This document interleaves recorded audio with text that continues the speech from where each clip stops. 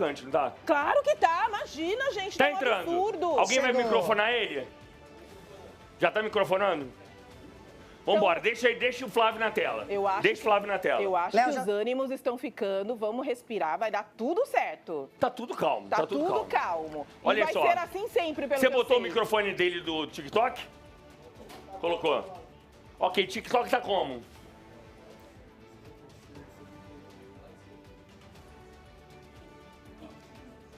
Mais de 65 mil. E mais, Isso, e vai mais subir. de 560 mil que deu inscritos. Quanto que deu do Bolsonaro? 80, 580. 270. E aí? Fala, Como é que você tá? É. Bem? Obrigado por ter vindo, tá? Chegou Obrigado pelo correndo. convite. Que isso, tamo junto. Olá, Janaína prazer, Nunes. Janaína, como vai? Tudo bem? Pegou trânsito? Pouquinho, né? São Paulo não tem São jeito. Paulo. Fique à vontade, você tá ao vivo, já somos mais de... Boa tarde, boa tarde. Somos 70 mil quase. Tá pouco ainda. 70 mil. Calma. Ele veio correndo, tadinho, ó. E aí, que dia foi esse, cara? Cara, confusão, né? Como o Brasil tá muito confuso. A gente buscando aqui ter algum norte. Ô, Léo, e enfim, obrigado por me receber aqui no seu programa. Eu falei que assim, assim como nós falamos, a esquerda está sempre convidada, estaremos sempre abertos aqui. Érica Hilton deve vir aqui na quarta-feira. É isso. Isso daqui é um palanque e todos terão espaço. Eu estava com outra programação hoje, estava lá articulando um monte de coisa no Senado Federal. Eu ia para Brasília te entrevistar. Você ia para Brasília, acabou que, enfim, teve essa confusão aí com relação ao SBT e a gente veio para cá para Tá, me bater um explica o papo. que houve. Você foi desconvidado do evento do SBT News? Não sei. Ô, Léo, vamos lá. Eu tava com a previsão de ir nesse evento. Eu te confesso que eu não sabia quem ia nesse evento. Para mim, ia estar o presidente da República. Eu estando também, eu não vejo problema nenhum, até para manifestar como o SBT sempre foi, abrindo as portas para todo mundo, mostrando que não tem lado, como sempre foi com o Silvio. Né? Sempre nos respeitou demais.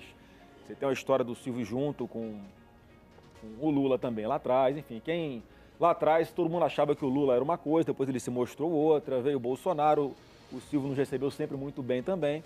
E, assim, estava tudo pronto, eu estava em São Paulo para outras agendas, conversando com o mercado, o pessoal do mercado financeiro. No dia seguinte, na sexta-feira tinha o lançamento, a abertura desse SBT News.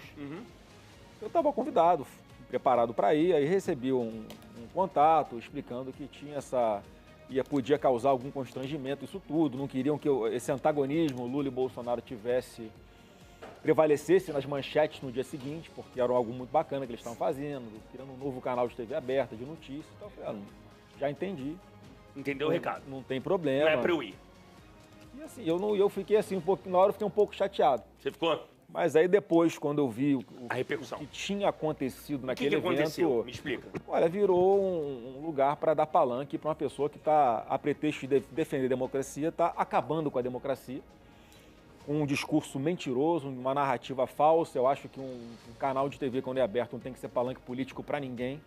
E acabou virando um grande comitê político de um dos lados, como se todo mundo tivesse de olhos fechados, olha, porque está acontecendo no Brasil, com perseguições políticas, com interferência de um poder sobre o outro o tempo inteiro. Quer dizer, uma falta total de bom senso, né? Então, assim... Mas, senador, o SBT também já não foi palanque para o seu pai, o seu Jair Bolsonaro, quando era presidente? Naquela época não foi um palanque também? Não foi palanque só para ele, foi palanque para todo mundo, né? Como tem que ser uma televisão, como tem que ser o seu canal aqui. Você abriu falando que está aberto para o outro lado também. Sempre foi isso. Fiquei um pouco chateado, mas depois eu entendi que Deus estava me protegendo, que para eu não participar daquilo que aconteceu. Deixa eu criar uma situação hipotética, já que você não foi. Se você estivesse lá, quem você cumprimentaria e quem você não cumprimentaria? Olha, eu acho que assim, eu sou uma pessoa educada. Você apertaria a mão do Lula? Eu apertaria a mão do Lula, não tem problema nenhum. Agora, eu não apertaria a mão do algoz, do meu pai e de tantas centenas de outras pessoas, né, que são perseguidas por ele de graça, né? Você refere-se a... É o Alexandre de Moraes, não tô... Assim, eu tô pedindo a Deus para me preparar, porque eu tenho recebido muita mensagem, Léo, de pastores dentro da minha própria igreja, que esse é o momento de reavivamento da população. Você vê uma garotada aí buscando Deus, buscando a igreja, é um momento de perdão, de tirar a palavra vingança da testa. Eu juro que eu tô pedindo oração para conseguir em algum momento olhar para uma pessoa como o Alexandre de Moraes, né, e perdoá-lo. Eu acho que esse é o objetivo meu. Agora, vamos lá. Eu queria que você analisasse... Só Deus para fazer eu conseguir. Né? Exato. Eu não sei. Eu queria que você analisasse, eu sei que, enfim, o comportamento do governador Tarcísio, lá na SBT News. Olha só, deixa eu fazer justiça com o Tarcísio. Ele estava ali convidado numa condição de institucionalidade, Léo. No mesmo que o Lula. Então assim, ele fez a palavra dele, usou da palavra dele, mas me incomoda essa questão de fingir que está tudo normal do Brasil, né? E ali aquela confraternização, como se nada tivesse acontecendo, como se o Bolsonaro não tivesse preso injustamente uma pessoa com 71 anos de idade, que tem comorbidades, que o médico pede autorização para fazer uma cirurgia, o Alexandre de Moraes, ao invés de seguir a orientação médica, pede para... Ele desconfia do médico e manda um outro perito da PF checar se realmente ele precisa de cirurgia ou não. Uma pessoa que está num cativeiro, está numa cela de 3x4 trancado na chave 24 horas por dia, aliás, 22 horas por dia. Olha, ele tem 2 horas de banho de sol, ele vai para um outro espaço pequenininho, onde ele mal consegue caminhar, que é cimento, parede branca dos 4 lados. Uma pessoa, mais uma vez, que é inocente, que a gente sabe que foi alvo de uma perseguição política, uma pessoa que foi julgada pelos seus inimigos. Ele foi julgado pelos inimigos dele. Imagina você tendo que responder a um processo, sendo julgado pelo seu algoz, pelo seu inimigo declarado, que todo mundo sabe. Isso é justiça? Senador, Isso é justiçamento. eu não é posso justiça. perguntar qual é o estado de saúde do seu pai hoje? Só explicando para os nossos telespectadores, ele foi avaliado e parece que ele vai fazer precisa fazer uma cirurgia, né? Ele precisa, tem que ver se o cara vai autorizar, né? Mas qual é a cirurgia? Essa agora eu acho que são 2 hérnias inguinais que ele tem. Ele tem que fazer a remoção, parece que pode ocasionar alguma pressão sobre o intestino dele, se foi o que eu entendi pela imprensa, porque eu não falei com o médico dele ainda. Mas se Deus quiser, amanhã, terça-feira, eu vou estar com ele na parte da manhã e ouço dele o que ele está sentindo. Mais uma vez, uma pessoa que precisa de cuidados médicos permanentes e nenhuma pessoa no Brasil está sendo submetida a humilhação como ele está sendo, Léo. Tá. Deixa eu fazer uma pergunta. O senhor é pré-candidato à presidência. Por que seu pai escolheu o senhor? Olha, a gente já vinha conversando de bastante tempo. Tem que ser alguém que ele tenha, obviamente, a confiança, que ele sinta que é preparado. E, na verdade, Léo, foi ali todo um processo. Mais uma vez, eu tenho buscado me alinhar muito com Deus nos últimos anos. Ouvi bastante coisa de pessoas que gostariam, aí, que falam que essa é uma coisa que eu tinha que fazer, que eu tinha que ser na minha zona de conforto e tal. Mas isso aí deixa eu sentir no coração, na verdade, deixa eu ouvir do meu pai. E aí, já por 3 vezes ele havia dito que eu seria o candidato, que ele tinha confiança em mim, dizer que eu estava preparado, porque eu fui parlamentar por 4 mandatos de deputado no Rio. Eu sou um advogado, eu sou formado em empreendedorismo e novos negócios, sou formado em políticas públicas e governo e sou PhD nos 4 anos que eu estive aqui ao lado do meu pai, do presidente Bolsonaro. Deu para aprender muita coisa com os erros e com os acertos. Então, ele achando que eu estava preparado, na penúltima vez que eu estive com ele falou: Flávio, eu estou sentindo aqui que eu tenho que falar que é você e faço isso agora para dar uma organizada. Porque estava meio que todo mundo, olha, batendo um pouco cabeça aqui fora, só a esquerda jogando parada e a gente aqui se degladiando. Acho que foi necessário neste momento, era a cobrança que muitos tinham, né? Bolsonaro, você tem que decidir logo quem é que vai ser o seu indicado, porque está cada vez mais claro que ele não poderia concorrer. Senador. Então, Léo, eu coloquei meu nome a pedido dele e assim foi, e agora estou construindo. Por que não foi a Michele Bolsonaro? Porque ele preferiu a mim, por causa da experiência política, eu acredito. Teve algum racha na família por conta disso? Não. Eu sou o filho que mais me dou bem com a Michele. Você também? Me dou bem com a Michele, não tem problema nenhum. Acho que ela é uma peça importante, Léo. Ela é uma peça importantíssima nesse processo. Importante. É lógico que é. Ela construiu uma liderança. Mas significa que ela vai fazer parte da chapa, não, né? Não, acho que seria um certo desperdício, né? Já tem um Bolsonaro na cabeça de chapa e assim. Porque a Veja diz que naquela entrevista que eu fiz com seu pai, ele admitiu que havia uma questão de relacionamento problemática entre um dos filhos, que era o Carlos, né? A Veja diz que o seu pai aproximou a Michele do... Cheguei acelerado aqui, não deu nem pra tomar água. Não, Tá rajada aqui, disparado em cima de mim. Desculpa aí. A Veja diz que o seu pai aproximou a Michele do Carlos. É verdade? Ô, Léo, qual que é o pai que quer ver um filho brigando com a esposa, né, cara? Então é verdade. Então é verdade, mas assim, eu acho que eu vejo a Michele pedindo sempre muita orientação de Deus ali, ela se apega nisso, as orações que ela faz ali dentro de casa, a gente percebe nas palavras dela uma pessoa que está buscando ali, né, ter um coração cada vez melhor. Então, partiu dela também, alguém tem que baixar a guarda em algum momento. Eu acho que ela fez um gesto ali de aproximação já naquela manifestação no 7 de setembro, em que ela chama os filhos pro lado ali dela, no carro de som, no momento que eles não estavam se falando muito bem, o Carlos e a Michele, e faz o gesto, o Carlos aceita, enfim, eu acho que a vida é assim, né? Você tem que... Eu, pelo menos, sou assim, eu gosto de resolver as coisas sempre na conversa, sempre foi o meu perfil. Né, e sem precisar ir pra porrada toda hora, que uma hora que cansa essa porrada. Isso é bom. Discussões a menos que o senhor vai tratar. Isso é bom. Só um minutinho. Mônica, você tem perguntas, Mônica? Eu queria perguntar, senador, boa tarde, tudo bem? Boa tarde. Eu queria saber qual vai ser o papel do seu pai nas eleições com você, como vocês vão trabalhar isso juntos? Olha, Mônica, eu sempre sigo a orientação dele, eu falo que ele é o dono da franquia, né? Então, ele falou, tá falado.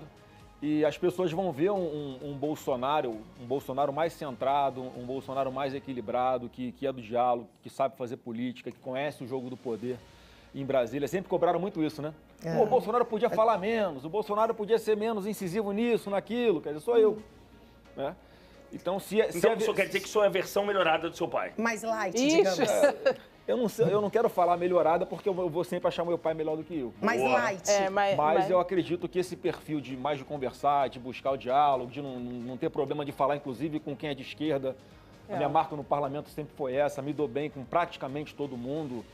E o meu embate sempre foi mais ali da tribuna, de ir pro debate mesmo, para o conflito de ideias. Nunca levo pro CPF de ninguém. Dos irmãos, do que eu acompanho, senador, o senhor realmente parece ser o mais preparado, o mais calmo, né? Mas me chamou a atenção... Não me irrita, não. Não, mas não é essa questão. Eu não vou irritar, mas eu vou falar, e eu espero que o senhor me entenda. Eu preciso fazer perguntas. Pode ficar à vontade. Eu leio muito sobre política, então eu vou falar de uma coisa que eu li. Que o senhor saiu pré-candidato a presidente para fazer uma chantagem com o Centrão. O senhor está fazendo chantagem? Claro que não. Assim, a imprensa adora uma confusão. Falam que o Bolsonaro que gosta de confusão, a imprensa adora uma confusão. Mas explica. E faz de tudo para causar determinada intriga, né? E o que acontece? Como eles têm quem faz esse tipo de notícia, eles têm uma preferência pelo Lula, eles buscam a todo tempo causar, né, algum conflito. Então eu me dou bem com o pessoal que dizem ser do Centrão, falo bem com o PP, com União Brasil, com o PSD, com republicanos. Eu comecei a minha vida pelo atual PP, o presidente era o Francisco Dornelles, o nosso eterno professor. Depois eu passei, o meu pai foi eleito pelo PSL, eu fui eleito senador pelo PSL, que hoje é a União Brasil. Eu já fui do Republicanos, que é do Marcos Pereira. Quer dizer, eu circulo bem pela política, não tenho problema nenhum com isso. E na minha cabeça, não é o momento de ninguém definir se tem que já lançar candidatura própria agora ou se tem que vir com essa pré-candidatura do Flávio Bolsonaro. Então, eu entendo o tempo deles, vou estar sempre aberto para conversar, porque, na verdade, essa eleição não vai ser sobre Lula e Bolsonaro, Léo. Essa eleição vai ser sobre qual caminho o Brasil vai querer seguir daqui para frente. É o caminho, né, de um governo que está aí, que passa a mão na cabeça de bandido, que fala que traficante é vítima de usuário, que é a favor de saidinha para preso durante alguém que matou um pai, matou a mãe, pode ser no dia dos pais, no dia das mães, para visitar a família, ou o caminho aqui de uma linha dura com bandido, isso eu vou ser radical, tem que continuar na linha do endurecimento da legislação penal, tem que falar de redução de maioridade penal, finalmente nesse Brasil. Então, assim, o Brasil vai ter que escolher o caminho, o caminho dos impostos, da taxação, ou o caminho aqui de quem vai ser obcecado por reduzir e cortar impostos. Mas o senhor não vê nenhum benefício que a gente tem que analisar. O senhor é senador, o senhor desde 2002, o senhor é deputado, né? Depois o senhor virou senador. O senhor acha que não houve nenhuma melhora, não há nada que o senhor veja no governo Lula, nos governos do PT, não só do Lula, que tenha sido benefício, que tenha beneficiado a pessoa mais pobre no Brasil? Porque o senhor sabe que nós vivemos num país onde a maioria é pobre. A desigualdade é gigantesca. Então eu quero saber, não existe nada... se eu for eleito presidente ano que vem, o senhor vai jogar tudo que foi feito? Porque, pelo que o senhor está falando, o senhor acha que tudo que foi feito foi ruim. Ou o senhor vai pegar alguma... Porque a mania no Brasil é isso também, né? De jogar. Então é isso. Então você. Então o senhor vai jogar tudo que foi fora? Claro que não. Claro que tem coisa que dá para aproveitar. Agora, quem é que triplicou o valor do Bolsa Família? Jair Bolsonaro. Era R$ 190 em média, que a gente ganhava R$ 50. Passou para no mínimo R$ 600 com o Bolsonaro. E mais, O que o Lula faz? Olha, o Lula quer deixar as pessoas dependentes eternamente do Bolsa Família. O que o Bolsonaro fez que o Lula acabou? O Lula acabou com esse programa do Bolsonaro e a gente vai voltar se Deus quiser. Quem conseguiu um emprego ficava mais 2 anos ganhando o Bolsa Família, além do salário dele com a carteira assinada, e mais R$200.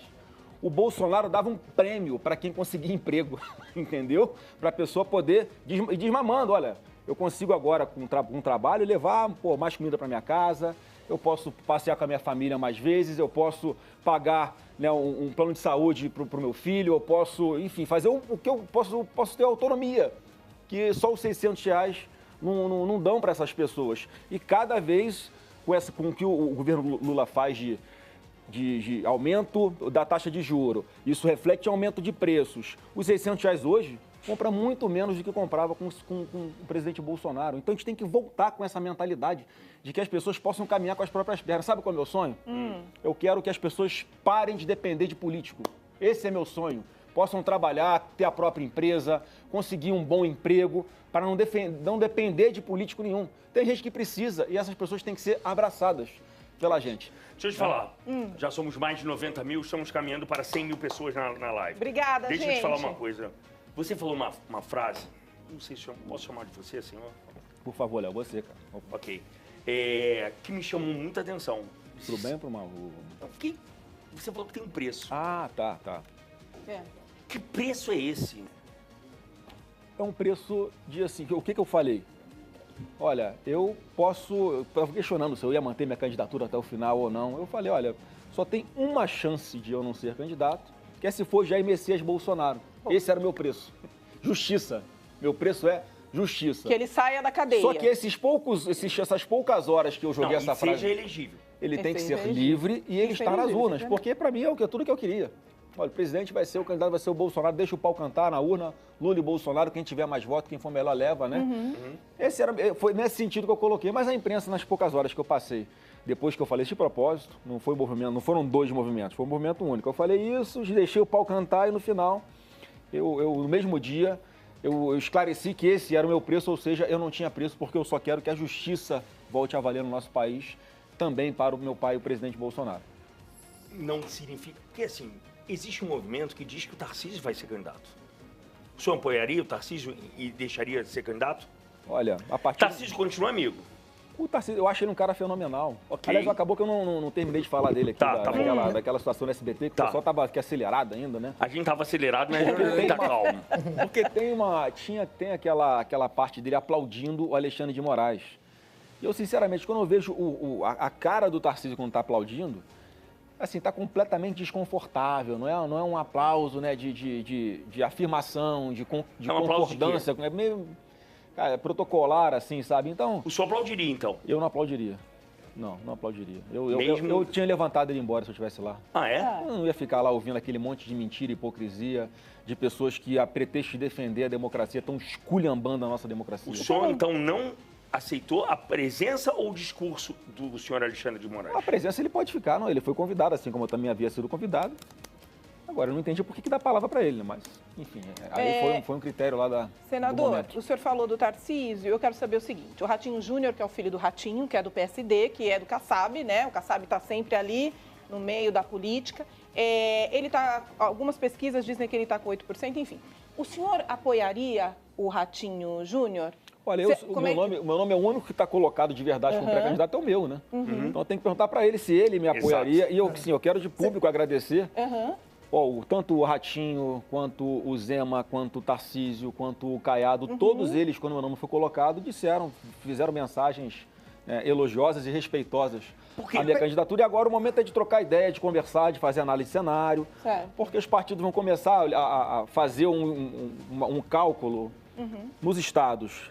Você estar com o Flávio Bolsonaro ajuda ou atrapalha? Tá. Em vários estados vai ser positivo, em vários estados não vai ser tão bom assim. Então é uma decisão que eles vão ter que tomar internamente. O Ratinho Júnior é governador no Paraná. No Paraná faz um excelente trabalho. É isso que eu ia perguntar. O que o senhor acha do trabalho dele? É um trabalho exemplar, como é o do Tarcísio, como é o do Caiado, como é o do Zé. Assim, olha que problema bom que a gente tem. Tem um monte de nomes bons que vão estar unidos contra o PT em 2026. Seja no comecinho da campanha, seja no segundo turno. O fato é que, mais uma vez, eu tenho certeza que todos esses nomes vão estar juntos para que o Brasil escolha o caminho da prosperidade e não o caminho das trevas com o Lula. Tá, deixa eu entender. Só um minutinho, Mônica. Claro. Diretora, o Metrópolis deu agora... SBT cancela a participação de Flávio Bolsonaro no programa do Ratinho. Tá certo isso? Não está, mas o Metrópolis deu. O senhor recebeu alguma ligação? Não, eu vim para cá e daqui eu vou para lá direto. É. Bom, quem me convidou foi o Ratinho, né? Eu acho que isso aí é furado, mas vamos aguardar. Aqui, calma aí, rapidinho. Oi, fala. Ah, desligou. Parece... Aqui. Eu tô sem óculos. Tá sem óculos? Põe aí óculos. Então, novo senador, 44 de óculos. Tá vendo? Viu quem é, né? Eu gravei um vídeo para explicar por que eu estava indo. Porque assim, estão afirmando aqui que ele cancelou sim, tá? Estão O SBT cancelou. Segundo aí a informação, seria um vídeo que eu gravei no aeroporto, que eu tinha que dar uma satisfação porque eu estava indo, né? Porque se tem, tá todo mundo, era o vídeo do Zezé de Camargo, que estava ali, que gerou toda aquela polêmica. Sim. Inclusive eu fiz um vídeo falando o seguinte, olha, eu concordo que ele possa ter ficado indignado, mas esse momento que eu quero fazer o gesto, olha, é exatamente o gesto de quê? Mostrar que eu quero ir, que eu quero mostrar ponto de vista, que não tem que demonizar uma grande emissora como o SBT. Ele usou a palavra, senador, que é uma coisa, saiu como ofensa, prostituir. Achar que ele usou, senador. Eu sei que a gente... Foi um exagero. O que o senhor acha? É uma palavra forte, ainda mais né? se falando das filhas do Silvio Santos, né? Então, é óbvio que não é uma coisa legal. Não deveria falar, deveria pedir desculpas por isso. A gente entende a indignação dele, né? Mas, enfim, a minha ideia é exatamente ir para lá, para mostrar para uma parte grande dos cidadãos brasileiros que a gente não tem que tratar qualquer divergência dessa forma, com intolerância, com pancadaria, né? Então, assim, se agora é verdade que houve o cancelamento da minha ida lá no SBT, né, assim, eu lamento porque aí... Então vamos ver, ao longo do programa a gente vai receber informação, a diretora está atrás disso, ok? Tá bom. A gente está ligando para todo mundo agora, ligando para o diretor do Ratinho. Liga para o Ratinho! Eu falei com o Ratinho hoje. A gente está ligando para todo mundo, senador. A gente quer saber se o senhor vai ou não para Vamos falar aqui de futebol, corintiano? Vai, Corinthians! Vai, corintiano? Ô, Ratinho, tudo bem? Estou aqui com o Flávio. A gente está recebendo informação que foi cancelada a ida dele, o seu programa. Você me fala aí se foi cancelado ou não, por favor? Só para saber quanto tempo a gente pode ficar aqui ao vivo, que tá bombando a live. A gente pediu pizza. Deixa eu te falar uma coisa. O ministro Moraes, ele foi livrado das sanções dos Estados Unidos. Isso mostra um enfraquecimento da família Bolsonaro? Não, porque olha só, Léo, as sanções que foram impostas ao Brasil, tanto para a Ilha Magnense como as sobretaxas de 40% sobre os nossos produtos que eram exportados para lá, não foram uma vontade, uma manipulação do Eduardo Bolsonaro.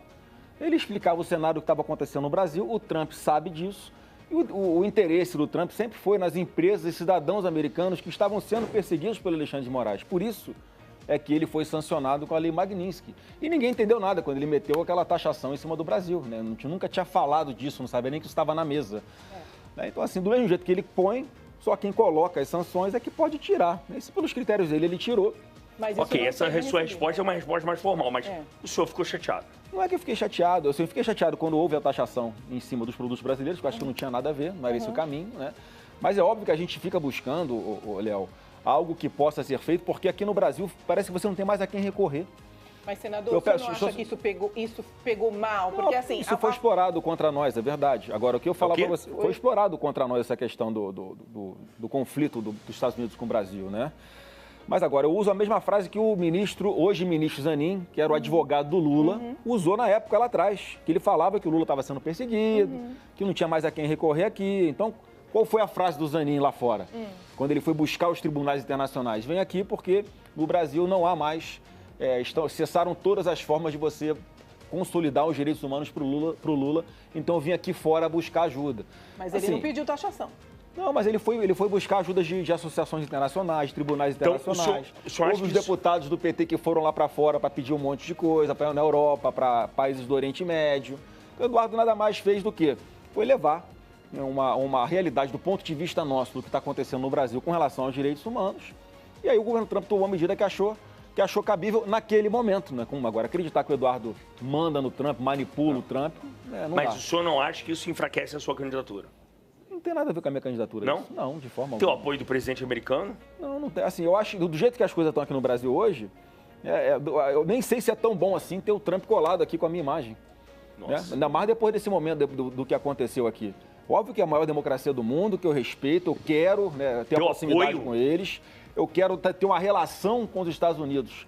Se a população lá na frente me escolher como o seu representante para comandar esse país, é o país que vai ter, que eu quero ter as melhores relações para em benefício do Brasil também. Assim como o Trump vê o lado dos Estados Unidos, eu tenho que ver o lado aqui do Brasil. O senhor não acha que se o seu pai tivesse aceitado a derrota das eleições de uma forma natural, como o senhor mesmo falou, pode ter, teria esse problema ainda no Brasil? Porque o Brasil hoje está dividido, senador. É muito chato ver famílias brigando, amigos brigando. E aí, quando alguém fala em golpe, eu não estou dizendo isso, quem fala golpe foi o STF, ele foi condenado e ele está preso por isso. As pessoas tomam partido, né? Elas ficam infladas, né? Inflama. O senhor não acha que se ele tivesse aceitado a derrota, nosso país estaria diferente hoje? Porque perdeu hoje, pode ganhar amanhã. Sim, mas assim, eu posso ter lado, você pode ter lado, o Léo pode ter uma preferência política. Quem não pode ter preferência política é o judiciário, né? E foi o que aconteceu na eleição. O Alexandre de Moraes, enquanto presidente do TSE, ele desequilibrou a disputa. Mas o senhor acha que o seu pai não tentou dar o golpe? Claro que não. Golpe como? Eu te explico aqui um monte de situações que aconteceram que era exatamente o contrário. Ele, quando acaba a eleição, ele vira assim para um discurso ali dentro da Alvorada, com o Ciro Nogueira do lado, falar assim, eles vão sentir saudade de nós. Pô, quem vai sentir saudade é sinal que ele não vai ficar. Ele grava um vídeo pedindo para Oi, Ratinho, Léo, tudo bem? Tá confirmado, Flávio, hoje? Tá confirmado, confirmadíssimo. Então tá, ele tá obrigado, aqui professor. Como é? Ô, Ratinho, tô aqui no Léo, daqui a pouco eu tô aí pra gente bater um papo, tá bom? Obrigado pelo convite mais uma vez. Obrigado, querido. Um abraço, fica com Deus. Valeu, braço. Tá confirmado, então essa notícia do Metrópolis não procede. Então sobe aí, tá confirmado. Tá confirmado, Ratinho. Foi uma checagem ao vivo. É melhor, né? Eita! Concorda? Se ele me ligou, eu liguei, tornei. É isso. E ele atendeu, foi ótimo. É isso. É isso. Mas assim, com cara. Deixa eu falar só por que o negócio de golpe. Então assim, te dei um exemplo, ele faz uma transição pacífica para outro governo. Ele nomeou o comandante do exército escolhido pelo Lula. Como é que alguém quer dar um golpe, bota o comandante da tropa inimiga para o governo dele ainda? Ele faz uma live dia 30 de dezembro, antes de ir para os Estados Unidos, falando para o pessoal, olha, tira isso da cabeça, não tem tudo ou nada. O mundo não vai acabar dia 1º de janeiro, né, quando o Lula ia tomar posse. Vamos continuar fazendo a nossa parte, não vamos nos igualar ao PT. A gente é contra a depredação de patrimônio público, fechar a rodovia. Ele fala. Como é que alguém que... E o golpe, a narrativa de golpe, ela é colocada como se ele tivesse com a intenção de criar um caos no Estado para depois fazer alguma espécie de intervenção, o estado de sítio, o estado de defesa. Ele não era mais presidente. Mas como é que o senhor explica o 8 de janeiro, então, quando Brasília foi depredada? Na minha cabeça, eu acho que foi alguns infiltrados do próprio governo Lula que fizeram isso. O Lula não trabalha domingo, né? Dia 8 de janeiro foi um domingo. Ele resolve pegar um avião do nada, de sábado para domingo, e vir aqui para Araraquara, em São Paulo, para ver como é que tinha sido os impactos de uma forte chuva que tinha acontecido 10 dias antes. Você vê, o Lula fala, quem é que facilitou a entrada das pessoas no Palácio Guanabara? Bom, quem tinha as chaves não era o Bolsonaro, quem tinha as chaves era o pessoal do governo Lula. O ministro dele, Zé Múcio, ministro da Defesa do Lula, falou que tinha familiares deles, familiares do ministro lá em Pernambuco, se não me engano, na porta de quartéis também, porque o processo eleitoral é que foi mal conduzido pelo Alexandre de Moraes. A revolta das pessoas foi com a forma como a eleição foi desequilibrada pela atuação do TSE. Você lembra? Missão dada é missão cumprida. Lembro. Né? Você lembra disso? Lembro. Quer dizer, são as coisas que você vai juntando as peças do quebra-cabeça e, na verdade, o Bolsonaro foi uma vítima e continua sendo a maior vítima de todo esse processo, porque golpe é uma coisa impossível de sustentar de pé. Você acha que aquela senhorinha que estava com a Bíblia na mão, Léo, ia sentar na cadeira de presidente da República, ia começar a dar ordem e todo mundo aqui ia obedecer? Ou ia chegar a polícia, arrancá-la de lá e prender, como aconteceu? Então não é assim, é impossível que esse contexto que aconteceu resultasse em uma ruptura do Estado Democrático de Direito, mas a forma como está sendo conduzido, um atropelo total, né, por parte, em especial, desse ministro do Supremo, o Brasil chegou nesse ponto, onde o próprio judiciário está caindo em descrédito, que é muito ruim para a democracia. O senhor mostra um discurso bem mais moderado, né, em relação à imprensa. Sim, nas suas respostas. O senhor não vai usar um discurso de enfrentamento em relação... Qual é a sua relação, de fato, com a imprensa? Toda a imprensa. Não, com a imprensa? Olha, pode perguntar para os colegas de vocês, sempre foi boa, respeitosa. Eu sei que eu não sou a preferência política de grande parte da redação, como vocês falam, né? A redação é canhota com força, né? Mas isso é um problema para o senhor? Olha, eu não deveria ser para assim, para mim não é, de verdade. Agora deveria ser para o veículo de imprensa que perde credibilidade quando esse profissional resolve carregar na tinta com fins políticos, quando ele começa a colocar no papel versões narrativas e não publica os fatos. Então, assim, por isso que grandes veículos de comunicação acabam caindo um pouco em descrédito, porque hoje, como o Léo fez aqui, ó, em fração de segundo e ao vivo, ele desmente uma fake news. Tá, Como é que o Centrão apoia o Tarcísio? Bom, Como é que o senhor verdade, vai reverter isso? Eles fazem um cálculo, a grande maioria faz um cálculo, como o mercado financeiro também faz, de que o candidato Tarcísio teria mais chances de derrotar o Lula do que o candidato Flávio Bolsonaro. Esse é o cálculo que eles fazem. Eles estão numa zona de conforto, né, e pregavam muito, sempre pregaram muito, uma união da direita, pressionavam o presidente Bolsonaro, Léo, para escolher logo um candidato que viria no lugar dele à presidência da República. Então, quando ele toma a decisão, que é Flávio Bolsonaro, e pega a grande parte deles de surpresa, é óbvio, é o momento agora de a caçamba do caminhão vai acomodando o melão enquanto vai andando, né? Ah, pegou muita gente de surpresa. Então, assim, qual é o meu papel? Meu papel é mostrar que eu tenho condições, como eu sei que tem, como as pesquisas já mostram que tem, né? Empate, inclusive, com o Lula em segundo turno, tá? E com essas ideias novas, porque o Lula é um produto vencido. Acabou. O Lula é um cara analógico, é um cara que ninguém aguenta mais, é um cara que está rancoroso, com ódio no coração, que usa a máquina pública para perseguir os outros. Isso tem que acabar. Mas é impressionante a maneira como ele lida bem, né? Ele circula bem, o Lula. Ele mente com veemência e muita gente acredita, né? Mas ele circula bem. Ele paga do bem ponto de também, vista né? ponderado. Ele paga bem também uma parte aí que, né? Enfim. Não, mas você está falando circula bem onde? Porque, aqui assim, ou fora do Brasil? Não, tô falando aqui no Brasil. Porque fora também ele é bem recebido. Sim. Sim, mas ele é bem recebido. nas ditaduras da Venezuela, lá nos terroristas do Não, Hamas. mas, Ele é super bem recebido. Ele manda o Alckmin para a posse do ditador lá na Arábia Saudita. Bom. Enfim, ele quer abraçar o companheiro Maduro aqui no Brasil para fugir. Mas né? o Trump abraçou ele. O cara frauda uma eleição na Venezuela, que foi comprovada a fraude com voto impresso, né? Uma palavrinha que você não pode nem falar muito aqui, senão cai a tua live, né? Um comprovante físico ao lado da urna eletrônica foi o que desmascarou a eleição na Venezuela. E o Lula faz o quê? O PT reconhece a eleição do Maduro, que eles são a favor da ditadura. Então ele se relaciona bem com aqueles países que são comandados pelo Foro de São Paulo, né, que o Brasil ajudou com dinheiro nosso, recurso público, dos nossos impostos, ele acaba ajudando outros presidentes a se elegerem em outros lugares. Eu entendi, mas o Trump abraçou ele. Não, abraçou quem? O Lula. Abraçou Pelo o menos Lula. foi o Trump Bom, que deu um tapinha lá. Eu só não vi ainda o que é que o Trump botou na mesa que o Lula ainda não entregou, que tem que entregar, né? Senão pode dar ruim. Eu queria saber qual vai ser o seu comportamento em relação ao STF, caso o senhor seja eleito. Olha, eu acho que a gente tem que... a série está pela política, não tem jeito. Esse país tem que voltar a respeitar a Constituição, tem que voltar a respeitar a lei. É só isso, a lei tem que valer para todo mundo. Você não tem que usar a lei para proteger bandidos e usar a lei para torturar a lei para condenar inocentes, como é o caso do presidente Bolsonaro. Então, assim, hoje banalizou as interpretações. Eu acho que tem sim que haver uma redemocratização do nosso país. Isso só vai acontecer pelo Congresso Nacional, que é quem faz as leis. Eu acho que não tem que ter uma briga institucional, não tem que ir para o confronto. Eu converso bem, as pessoas me colocam numa prateleira ali em Brasília, Léo, com relação a essa postura institucional, que é uma prateleira de respeito. Mas, assim, tem que respeitar também o Poder Legislativo, que hoje não está sendo respeitado. A Mônica Porto tem uma pergunta agora lá da redação. Eu queria falar sobre segurança pública, senador, que é algo que me interessa muito e eu sei que é uma das bandeiras do senhor, né? Você, enquanto senador, o que pode fazer de concreto para mudar o que a gente vê hoje, que assim, a sensação que eu tenho como cidadã é que as leis, tudo que acontece, protegem muito mais os bandidos do que os cidadãos de bem, né? Você tem razão, Mônica, a gente já fez muito. Eu fui o relator do projeto de lei que acabou com as saidinhas em feriados de marginais. Eu sou autor da PEC mais antiga que tem no Congresso para redução da maioridade penal.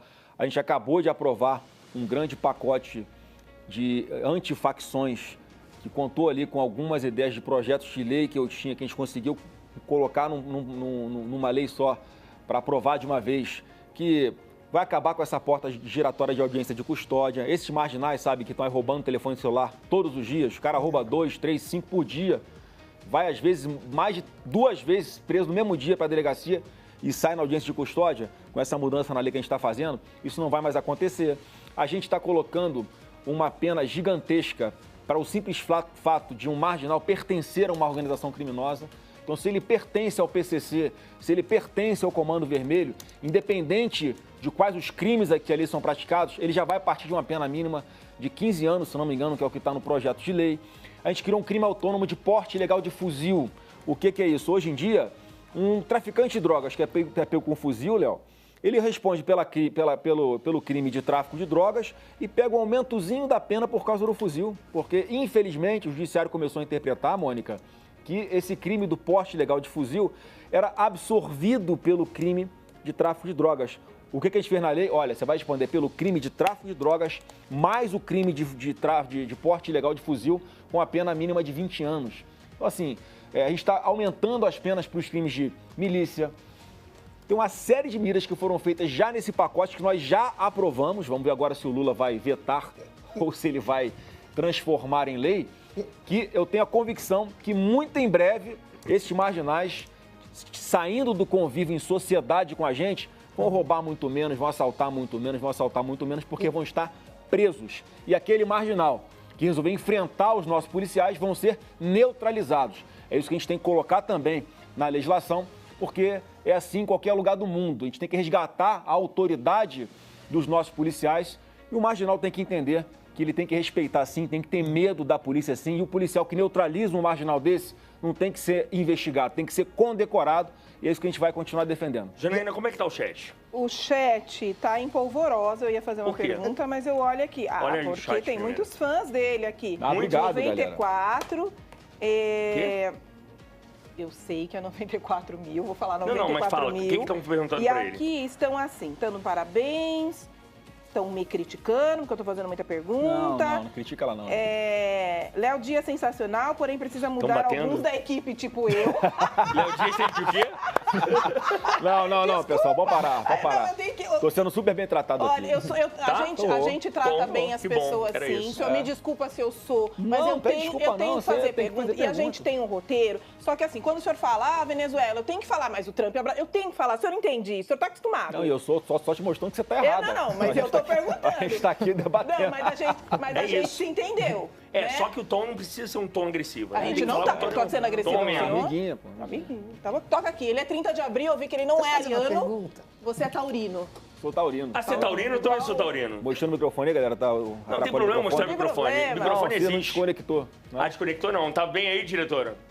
Tá funcionando bem. Deixa eu te falar, a Mônica quer falar também. Eu queria que você visse perguntas aí no chat. Gente, pessoal, mande perguntas. Vocês estão mandando só elogio. Mande perguntas, por favor. Fala aí se eu sou bonito ou se eu sou feio. Eu tenho uma curiosidade de vida pessoal, pode? Não, é tranquilo.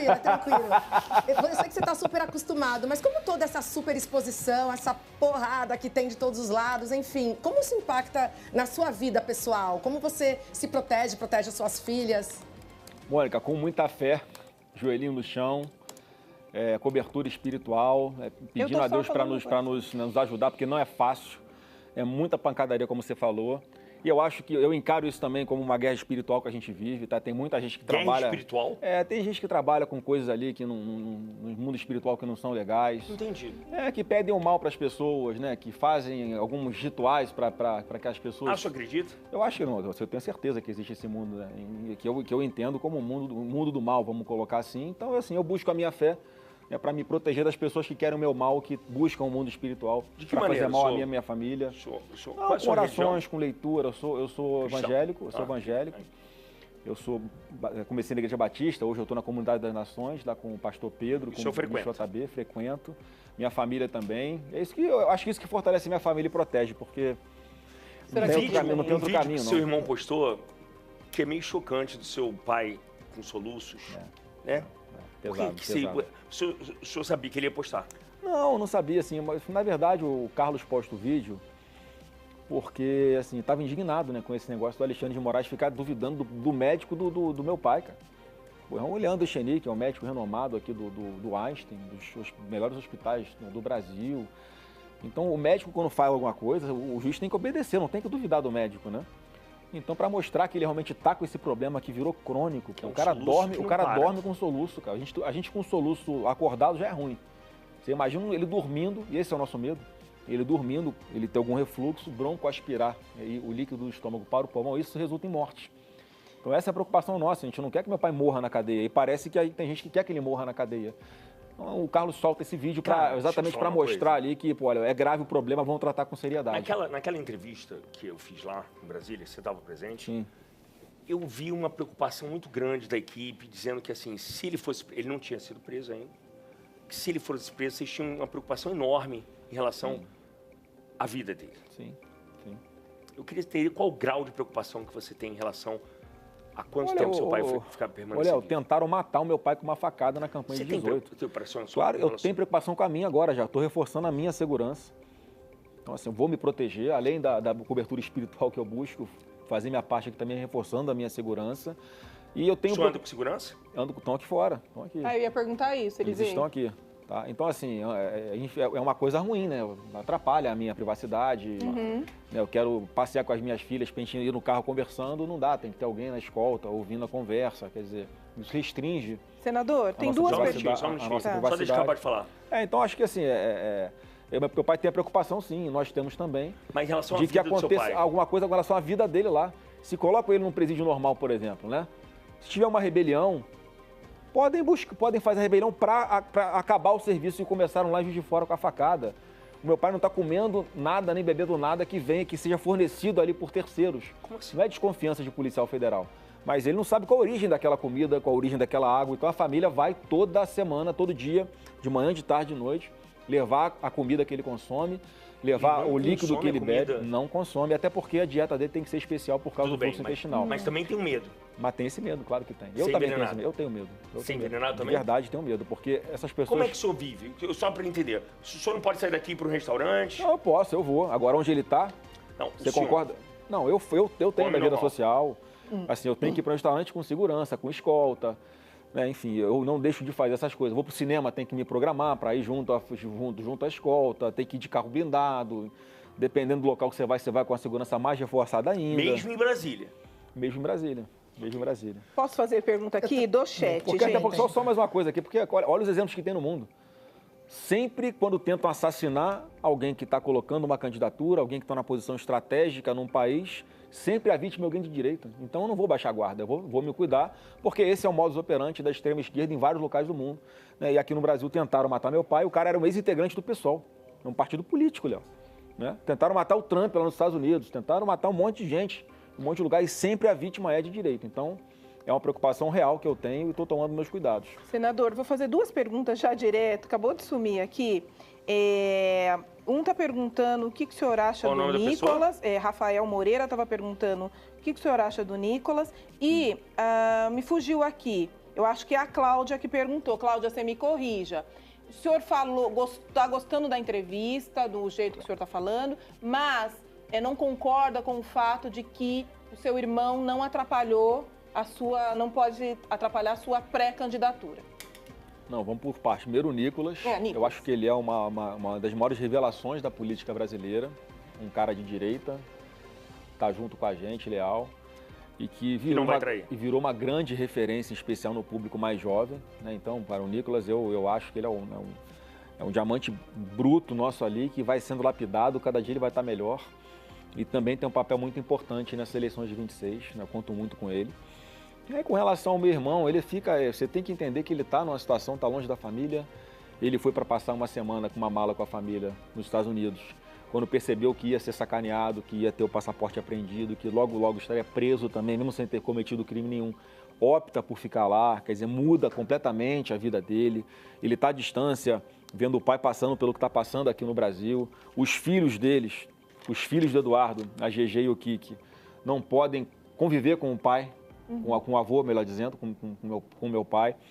O meu pai não pode conviver com esses dois netos. Quer dizer, é uma situação muito, muito ruim, é muito estressante. E ele está lá fazendo o que ele acha melhor para alcançar a liberdade aqui no nosso Brasil, algum nível de normalidade que a gente sabe que não existe. Então, o Eduardo foi um dos maiores entusiastas quando meu pai anuncia o meu nome como pré-candidato. Fui o primeiro ali a manifestar todo o apoio, o suporte, e eu tenho certeza que ele vai me ajudar muito ainda nessas agendas internacionais que eu terei que fazer, porque ele é um craque nessa área. Aliás, o que o senhor faria diferente do seu pai? Eu acho que assim, com relação à imprensa, eu acho que por eu ter esse perfil, eu conversaria mais. Mais conciliador. Mais conciliador. Eu acho que ele tinha que ter mostrado as coisas boas do governo dele, com propaganda, inclusive, né? Não desse jeito absurdo como o Lula faz, mas dando mais publicidade, porque não adianta, isso faz parte do processo de consolidação das políticas públicas que são boas para o governo e boas para a população. E acho que teria comprado menos briga, tanta briga ao mesmo tempo. Então, mas é o se a perfil gente dele. pedisse para o senhor apontar um erro estratégico do governo Bolsonaro. Não, eu acho que esse... Não é do Bolsonaro, mas do governo Bolsonaro. Um erro. Qual foi o maior erro? Para mim foi a comunicação mesmo. A comunicação. Porque ele fez tanta coisa boa e comunicou errado e acabou que a população entendeu de uma forma diferente, ou ele deu motivo para distorcerem o que ele estava falando. Olha, a maior fake news dessa campanha foi aquela de ele simulando falta de ar na pandemia, como se ele estivesse zombando das pessoas com doença. Aí você vai ver o vídeo, era o contrário. Ele estava brabo com o ministro da Saúde, porque o ministro da Saúde falava, espera sentir falta de ar para depois ir para o hospital. Aí ele fez aquilo, vai esperar ficar desse jeito para ir para o hospital? Não, vai logo, sentiu o primeiro sintoma, vai para o hospital logo, para ver se o médico não faz algum tratamento que vai salvar a sua vida. Vai esperar ficar sem falta de ar e ir para o hospital para morrer? Não. Mas às vezes usar as palavras erradas. Entendeu? Mas aí você viu como é que pega um recorte. O que vale hoje é muito recorte. Mas a Mônica tem uma pergunta, depois eu quero fazer uma outra para o senhor. É uma pergunta do nosso superchat, tá? É o Antônio Braga. Ele pergunta, Flávio, aqui na Bahia a máquina petista é muito forte. Como você pretende expandir os votos da direita no meu estado e no Nordeste? Olha, com a verdade, né? Você que mora na Bahia, vocês são governados pela esquerda há 20 anos. O que melhorou na sua vida? Olha como é que está a sua segurança pública. Você consegue sair na rua? Você está vendo a sua cidade ser dominada por narcoterroristas? Você está conseguindo emprego? Você precisa do Bolsa Família de R$600 para ter o que comer e você acha isso bom? Então você vai ter dois caminhos. Você costuma ver muita gente da Bahia falando o seguinte, eu devo tudo que eu tenho ao Lula. Aí você vai ver o que a pessoa tem. Porra, a pessoa mora numa palafita, o filho dela brinca numa vala a céu aberto na porta de casa, ela não consegue arrumar emprego. Quando arruma emprego, ela não tem uma creche para deixar o seu filho e a sua filha para poder trabalhar em paz. No meio do caminho, ela pode tomar uma pistolada na cabeça porque querem roubar o celular e a bolsa dela e o governo não faz nada. Quer dizer assim, ou vocês são sadomasoquistas, quem está votando na esquerda, né, no governo que está aí, ou você vota no outro governo que é a oposição, que é o caminho que nós vamos querer levar não só para a Bahia, mas para todo o Brasil, de ordem e de prosperidade, que é o que eu vou perseguir todos os dias, Léo. Eu não estou fazendo isso por um projeto pessoal. Eu não coloco o meu nome porque quer manter o Bolsonaro, né, em evidência. Não é nada disso. Eu tenho uma reeleição para o Senado muito bem encaminhada no Rio. Eu estou em primeiro nas pesquisas no Rio. Podia ser candidato a senador, sim, chance grande de me reeleger, 8 anos fazendo o que eu gosto, eu amo ser senador. Eu sou advogado também, sou empresário, mas eu amo ser senador. Estou saindo da minha zona de conforto porque, para mim, eu sou a pessoa mais preparada e com a consciência do que eu tenho que fazer para mudar e transformar o Brasil de verdade do que os outros. Senão eu ficava na minha zona de conforto. Senador... Bahia é um desafio? É um desafio, porque a gente precisa abrir os olhos dessas pessoas. E cada vez mais eu vejo pessoas que são nordestinas, que são humildes. E assim, a gente fala no nordestino, Léo, mas se você for lá em Queimados, no Rio de Janeiro, assim, é a mesma condição desumana de que essas pessoas vivem. É tão pobre quanto. Tem vários locais nos interiores dos estados, longe das capitais, nas periferias, como a gente chama, que vivem como pessoas vivem também no Nordeste. Então, assim, com a verdade, eu tenho a certeza que eu vou abrir os olhos dessas pessoas. Eu vejo o vídeo deles, eu vi um último muito legal, um cara chamando o Bolsonaro de colírio. Bolsonaro, você é meu colírio, né? Por quê? Porque você abriu meus olhos. Eu voltei a enxergar depois que você trouxe a verdade e eu pude acompanhar pela internet. Enfim, eu acho que esse é o caminho, a verdade. O senhor pretende se aproximar de alguma liderança nordestina para se aproximar do Nordeste? Lógico. Política se faz assim, Léo, e assim, entendendo se em determinado momento é bom ou ruim eu estar muito em evidência, se é melhor eu estar em menor evidência, para que o projeto contra o PT, contra essa esquerda nefasta, ele perca naquele estado. Então, assim, eu não tenho nenhum problema de olhar estado por estado, ver qual é a melhor estratégia, pensando no plano nacional para a gente ganhar o governo federal, mas que os estados também consigam se libertar dessa dependência do governo do PT. Então vamos entender, o seu desafio maior é nordestinos, mulheres e mais pobres? Não, eu acho que assim, pelo que as pesquisas indicam, com as mulheres, eu te confesso que eu tenho dificuldade de entender por que isso. O que a gente vê em pesquisa qualitativa é talvez o jeito mais incisivo de falar, aquela coisa mais machão, não sei o quê, pode afastar um pouco as mulheres. Eu acho que isso eu consigo amenizar um pouco, porque eu sou da conversa, eu sou do diálogo, eu trato bem. Em relação ao seu pai, o senhor é bem mais ameno. E a outra coisa são as pessoas menos escolarizadas, é um recorte importante, e aonde o Lula fala, né, que ele próprio assume... Olha, esse aí o Lula que falou, não fui eu não. Não sei, cuidado, o Lula cuidado. O Lula fala que não pode investir em educação porque as pessoas começam a ficar mais inteligentes, questionam mais o governo dele e param de votar no PT. Ele fala isso. Bom, e a saída do Brasil, ao contrário, tá pela educação. Sabe qual é o meu sonho, Léo? O que me motiva de verdade, cara? Assim, tem a molecadinha que tá no crime e essa tem que ser pau, não tem jeito. Não vou admitir que um moleque de 14 anos olhe pra você... queira te botar um revólver na sua cabeça para levar o seu anel, levar o seu brinco. Tem que ser tratado como bandido, porque ele sabe o que está fazendo, então tem que responder na lei como um adulto, concorda? Beleza. Agora, aquele menor de idade, que realmente não tem oportunidade, o meu sonho, o cara é pegar na mão desse moleque, vai aprender português, matemática, ciências, vai aprender empreendedorismo, matemática financeira, e eu vou pegar na mão desse moleque, Léo, eu vou levar até ele ter uma carteira de trabalho, ou ele abrir a própria empresa dele para não depender de político nenhum. É isso que está faltando. Isso, sabe por que não fazem? Porque demora tempo isso. Demora 10 anos, 15 anos. Portanto, um dinheiro que eu vou botar aqui agora na educação básica só vai dar resultado daqui a 10 anos. Então, no governo de um outro presidente da República. Então, qual tem sido a regra? Não bota dinheiro para essa molecada, porque tem muito recurso para educação, mas... é investido para formar militante e não para formar cidadãos. Esse é o ponto. As mulheres não votam. Você lê a pesquisa, a hora que você lê, né, destrincha a pesquisa, as mulheres não gostam de violência. Né? Elas acham que essa coisa de violência, não só de segurança, mas de incentivar o uso à arma, né? Elas não gostam desse discurso forte, né? Porque muitos homens usam isso para ter... Vê no chat isso aí, ó. Mulherada no chat, fala aí como é que é isso. Não, no chat, não é assim no chat. Tô falando das pesquisas, senador, o senhor entendeu? Nas então, pesquisas... A vida real é aqui no chat. Não, mas o senhor falou de pesquisa também. Destrinchando as pesquisas, você entende que as mulheres não gostam de violência. E, destrinchando as pesquisas também, o senhor vê que os mais escolarizados é que votam na esquerda. Então, eu gostaria que o senhor explicasse um pouquinho isso. Não, é o contrário. Eu vi... menos escolarizado. Eu vi os mais escolarizados votando na esquerda, mas se não for isso, depois eu me corrijo. Mas me fala primeiro dessa questão da violência. Eu vou perguntar para ele, qual é a câmera minha aqui, Léo? Essa aqui? Você que é mulher e está me assistindo aí agora. Pode fechar nele aí. Se tem um estuprador na sua casa, você quer ter uma lei para falar que esse estuprador, né, tem que morrer na cadeia, tem que ser punido, ou você quer ter uma arma para você se defender e dar um tiro no meio de um vagabundo desse que invade a sua casa e vai te estuprar na covardia? Isso é ser violento ou isso é defender direitos humanos para as vítimas? Então, assim, o meu raciocínio é muito simples, Léo. Eu vou tratar a minha campanha quando... Não, meu nome é uma formalidade eleitoral, né? Okay. Quando meu nome foi escolhido pelo partido para ser o candidato à presidência da República, é dessa forma que eu vou encarar a segurança pública, com firmeza. É diferente de violência. Eu não estou defendendo enfiar porrada em ninguém, torturar ninguém. Eu estou defendendo que a gente tenha uma mentalidade que proteja de verdade as vítimas, em especial as mulheres. Porque os caras são covardes.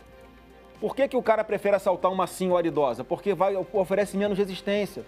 Se ele tem uma casa que ele vai assaltar e sabe que naquela casa tem uma arma, uma pessoa legalmente armada ali, ele vai preferir assaltar esta casa ou a casa do lado. Entendeu? É o senso de oportunidade que o marginal tem. Então a gente não tem que ter pena, não. É pau mesmo. Deixa eu falar uma coisa. Eu vou tocar num assunto delicado. Pode?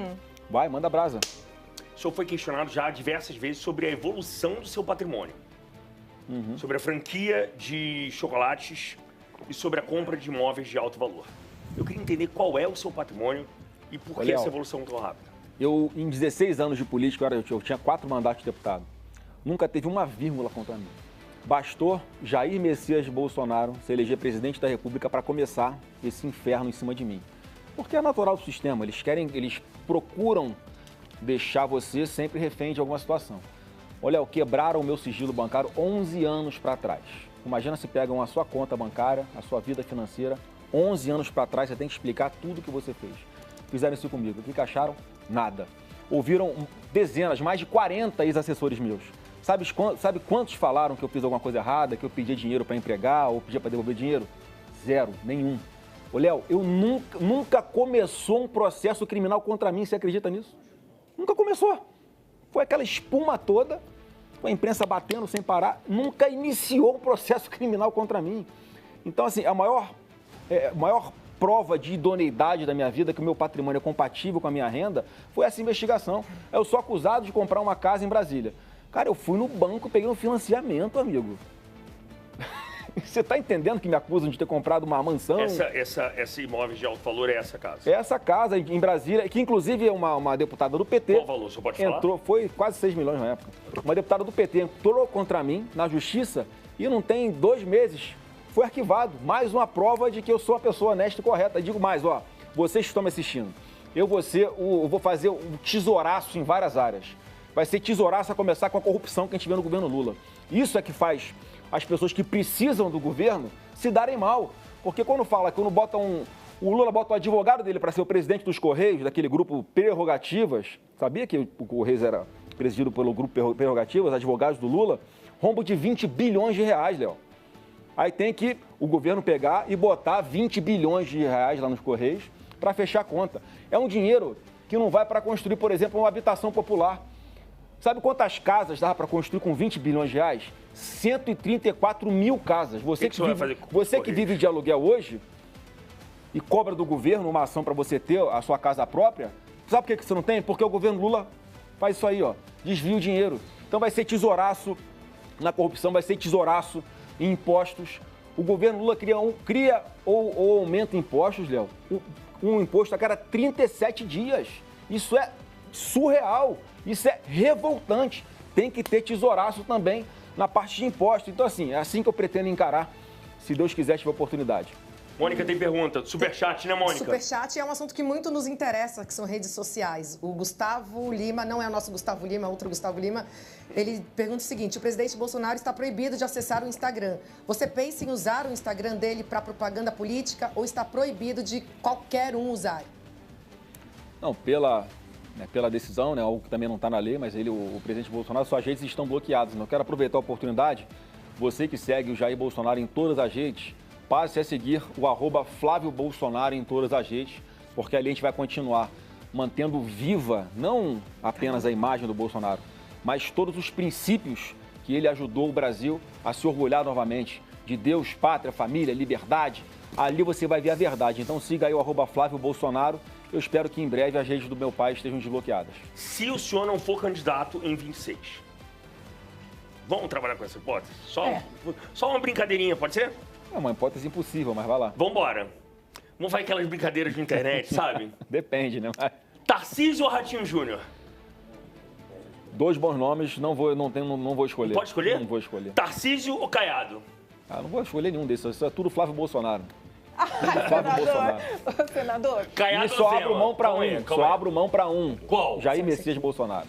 Sério mesmo? É lógico. Olha só, e a gente vai ver esse vídeo em abril, em junho, e aí? Aí vocês vão ver lá que vai ser o Flávio Bolsonaro ou o Jair Bolsonaro. O senhor está garantindo isso? Olha para aquela câmera, Diego. A câmera essa aqui, ó. Eu estou garantindo. Flávio Bolsonaro só abre mão da pré-candidatura à presidência da República para Jair Messias Bolsonaro. Portanto, teremos Bolsonaro nas urnas em 2026. O sobrenome vai estar, né? Senador, um dos problemas do seu pai foi a pandemia, né? A pandemia, muita gente... A vacina demorou para chegar, havia um discurso, sim, contra falando que a Covid era uma gripezinha. A gente viu isso, senador. O senhor é a favor da ciência? O senhor faria diferente do seu pai? Olha, primeiro vamos resgatar a verdade aqui. O senhor falou, pode falar. Foi o Bolsonaro que garantiu vacina para todo mundo, tá? Todo mundo que tomou vacina aqui, quem comprou foi Jair Messias Bolsonaro. Ele só falou o seguinte: quem quiser tomar, toma. Quem não quiser, não toma, porque ele não queria vacina obrigatória, porque, de fato, essa vacina não foi testada antes de ser usada nos seres humanos. Isso é um fato. E a preocupação dele como líder da nação era com os efeitos colaterais disso. Então, olha só, ele alertou, aí que eu acho que foi o ponto que ele podia ter melhorado, ele alertou os efeitos colaterais e tal, botou a posição dele, comprou as vacinas, quem quis tomar, tomou, estava lá disponível. Ele continuou insistindo em falar contra a vacina. Agora, eu tomei vacina para Covid. Eu tomei 2 doses de AstraZeneca. E hoje em dia a AstraZeneca saiu de circulação por causa dos efeitos colaterais. Você está me entendendo? O senhor teve algum? Olha, eu não, mas a minha esposa teve um problema no coração. Eu nunca vou saber se é da vacina ou se é do vírus, da Covid. Eu senti, ela teve, eu senti eu às vezes tenho um problema de lembrar nomes, que isso não acontecia comigo, eu já não sei se é a idade que está chegando, né? Ou se é alguma coisa relacionada à vacina. 44 é novo, vírus. senador. Eu já não estou mais novo para ser chamado de jovem, nem tão velho para ser chamado de idoso. Eu estou meio barro, meio tijolo. Mas assim, então assim, o Brasil, na Covid, com o presidente Bolsonaro, teve o PIB maior do que o da China. Quando que você viu isso? Tu tem 35 anos, Léo. O PIB da China sempre foi maior que o do Brasil. Na pandemia, com o presidente Bolsonaro, o PIB do Brasil foi maior que o da China. A inflação no Brasil foi menor do que a inflação nos Estados Unidos. Nós batemos aqui recorde de carteira de trabalho assinado, 100 milhões de carteiras de trabalho assinado com o Bolsonaro pós-pandemia. Então, a economia voltou em V, como o Paulo Guedes sempre dizia. Nós viramos referência no mundo na parte econômica com relação à Covid. Nós fomos elogiados pela Organização Mundial de Saúde, aquele TED do Zadanão, pela forma como foi conduzida aqui a pandemia pelo presidente Bolsonaro. Então, olha só, o Bolsonaro matou 700 mil pessoas. Não, morreu gente nos Estados Unidos, morreu gente na China, morreu gente em tudo quanto é lugar. E a culpa das pessoas que morreram nesses outros países é do Bolsonaro ou é do vírus? E por que só aqui no Brasil a culpa é do Bolsonaro? Então, foi uma narrativa que foi se consolidando. E, mais uma vez, eu acho que essa superexposição é uma possibilidade que eu tenho para poder esclarecer todas essas situações com verdade, trazendo aqui fatos e dados. Senador, eu assisti, foi o Dória, a primeira vacina, a gente soltou fogos aqui em São Paulo, quando o Dória trouxe. O seu pai não queria essa vacina, porque era a vacina da China, né? Depois veio a do Butantan. Ele comprou Foi no assim, dia né? 21, depois é que chegou para o Brasil, 21 de janeiro. Foi no dia 17 de janeiro. Depois é que chegou, primeiro aqui foi o Dória, que a gente assistiu. A primeira vacina aplicada no mundo foi em 8 de dezembro, se não me engano, na Inglaterra. Tá, mas eu falo Portanto, 8 de dezembro, né? Virou o ano, 17 de janeiro. Assim que a Anvisa autorizou, homologou a vacina, no mesmo dia estava sendo aplicada a vacina no braço da primeira brasileira, que foi uma vacina comprada pelo presidente Bolsonaro, mas que o Dória subiu no palanque, né, para botar máscara, chorar, oh meu Deus, que bonitinho, se apropriando de uma coisa que ele não fez. Então isso é bom estabelecer a verdade. Deixa eu fazer uma pergunta, porque é o seguinte, só voltando à questão do SBT News, que o Fábio Faria está negando que qualquer pessoa tenha desconvidado o senhor. Eu não falei o nome de Fábio Faria em momento nenhum. Não. Qualquer pessoa do SBT. Disse que ninguém chegou pro senhor e falou para não ir. Eu não falo com todas as letras, mas eu não sou burro, né? Eu compreendi. Eu também não estou falando que foi Fábio Faria, não. Não, né? O senhor mantém alguma relação com o Fábio? Não, eu gosto dele, não tem problema nenhum com ele. Mas assim, que Deus ilumine ele na condução desse SBT News, que peço a Deus que seja um canal importante de comunicação, um canal de verdade e de verdade que traga os fatos, que não sofra pressões externas como vários sofrem hoje em dia, né? Porque o jornalismo é isso, né? O bonito do jornalismo é isso, né? Não ter medo de falar, de divulgar o fato. Enfim, eu acho que é isso que traz a credibilidade para um veículo, é isso que vai fazer o veículo crescer. Carla Zambelli, o senhor quer comentar a renúncia dela? Não, a Carla Zambelli, para mim, é uma perseguida política, como tantos outros, como é o presidente Bolsonaro, como é o Eduardo Bolsonaro. Mais uma vez, carregaram na tinta nas condenações sobre ela. Então, assim, ela foi numa tentativa desesperada de ir para a Itália, está lá presa. Eu fui visitar a Carla dentro do presídio, lá na Itália. Está na cela, está na tranca também, com pessoas ali que são perigosas na mesma cela que ela, ou no mesmo andar que ela se encontra.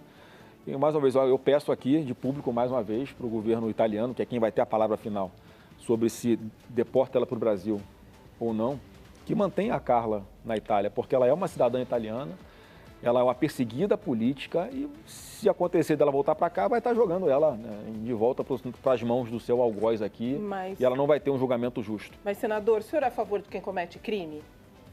Olha, claro que eu sou contra quem comete crime, mas assim, a gente tem que entender em que condições está acontecendo com relação a esses crimes políticos que a gente está falando aqui. Né? Porque, assim, estou te falando, Jair Bolsonaro está preso, cometeu algum crime? Não. Mas a Carla Zambelli, ela invadiu o Ministério da Justiça com hackers, foi comprovado, ela foi condenada por isso. E ela foi condenada também por uma deputada federal, que quase 1 milhão de votos, ela foi condenada por perseguir armada um opositor aqui em São Paulo. Ela cometeu crime, ela foi condenada por esses dois, senador. As duas situações aqui, ó, uma foi a palavra de um hacker mentiroso de Araraquara contra ela, tem nada no processo lá que indique mais a vontade de condenar uma bolsonarista, prevaleceu, foi condenada aqui.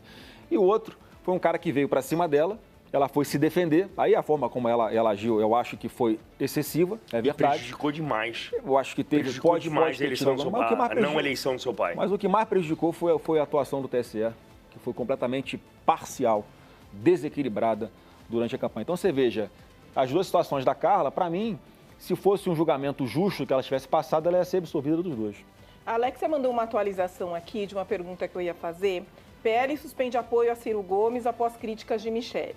Porque o Ciro Gomes, lá no Ceará, provavelmente vai ser candidato a governador do Ceará, tentou se aproximar do PL e a Michele foi contra porque o Ciro Gomes ofendeu muito o seu pai nas palavras dela. O senhor é contra essa união do PL lá no Ceará com o Ciro Gomes? Olha, eu acho que ali o que eu critiquei foi a forma como aconteceu, né, uma lavagem de roupa suja em público. E o que estava sendo construído ali no Ceará, óbvio que o Ciro, ninguém ama o Ciro, né? O Ciro é um cara que, enfim, não vou nem ficar adjetivando, mas sempre foi contra a gente, comete calúnias o tempo inteiro contra a gente. Mas ali o que estava sendo conversado era alguma união, né, alguma formatação contra o PT. Porque é um momento que o Ciro está contra o PT no Ceará. Então, como é que a gente consegue, sem ferir os nossos princípios, ter alguma força, alguma composição que ajude a derrotar o governo do PT no Ceará? Era isso que estava acontecendo. Não tinha absolutamente nenhuma decisão tomada. O que o presidente Bolsonaro tinha autorizado, o André Fernandes, que é o nosso presidente do PL no Ceará, a nossa maior liderança no Estado, um moleque brilhante, né, que tem um futuro, né, tenho certeza, um futuro muito, muito promissor pela frente na política. O Bolsonaro tinha autorizado ele a fazer essas tratativas, estavam conversando. E aí, enfim, a coisa veio à tona dessa forma e acabou paralisando tudo lá. Olha só, a principal notícia hoje, agora, nesse momento, nos sites do Brasil, eu queria que o senhor comentasse, ok? Caramba, vai.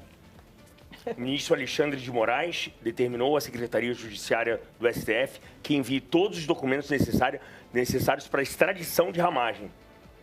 O deputado federal Alexandre Ramagem. Quer comentar? É mais um perseguido político também. Você vê, não tem um de esquerda, né? Não tem um aí que está sendo processado por corrupção, por ter roubado dinheiro público, né, por ter feito qualquer coisa de errado, de verdade grave. É sempre uma perseguição para um campo político. E é um cara que se prova que não tem limite. Ele tinha que ser candidato uma vez na vida, para ele ver como é difícil o voto, para ele ver como é que é difícil conquistar a confiança de um eleitor, para te dar essa procuração para você representá-lo no Congresso Nacional como deputado federal, como senador, porque hoje em dia, Léo, os deputados, os parlamentares são caçados muito mais facilmente que na chamada ditadura militar. Nem no regime militar acontecia essa caça às bruxas como acontece. As pessoas saíam do país, o pessoal da esquerda explodia aeroporto, sequestrava, matava.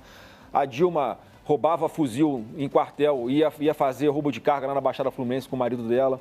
Todo mundo foi o quê? Anistiado. Senador. A gente está defendendo a anistia para essas pessoas que apenas falaram ou criticaram alguma coisa no Supremo, ou criticaram alguma coisa no processo eleitoral, e está esse barata voa, que eu acho que é o que eu falo, que a gente tem que buscar alguma normalidade, uma redemocratização, porque enquanto continuar essa perseguição, o Brasil não vai conseguir ter um convívio aceitável, ali, saudável, entre quem pensa diferente. Senador, talvez a comparação não tenha sido tão justa, porque na ditadura militar, tanto a militar, que terminou em 85, quanto a do Getúlio, as pessoas não poderiam falar como o senhor está falando aqui, se fosse contra o governo. O senhor seria preso. Sabe quando é que a Globo foi criada? A Globo foi criada em 1965. Eu sei.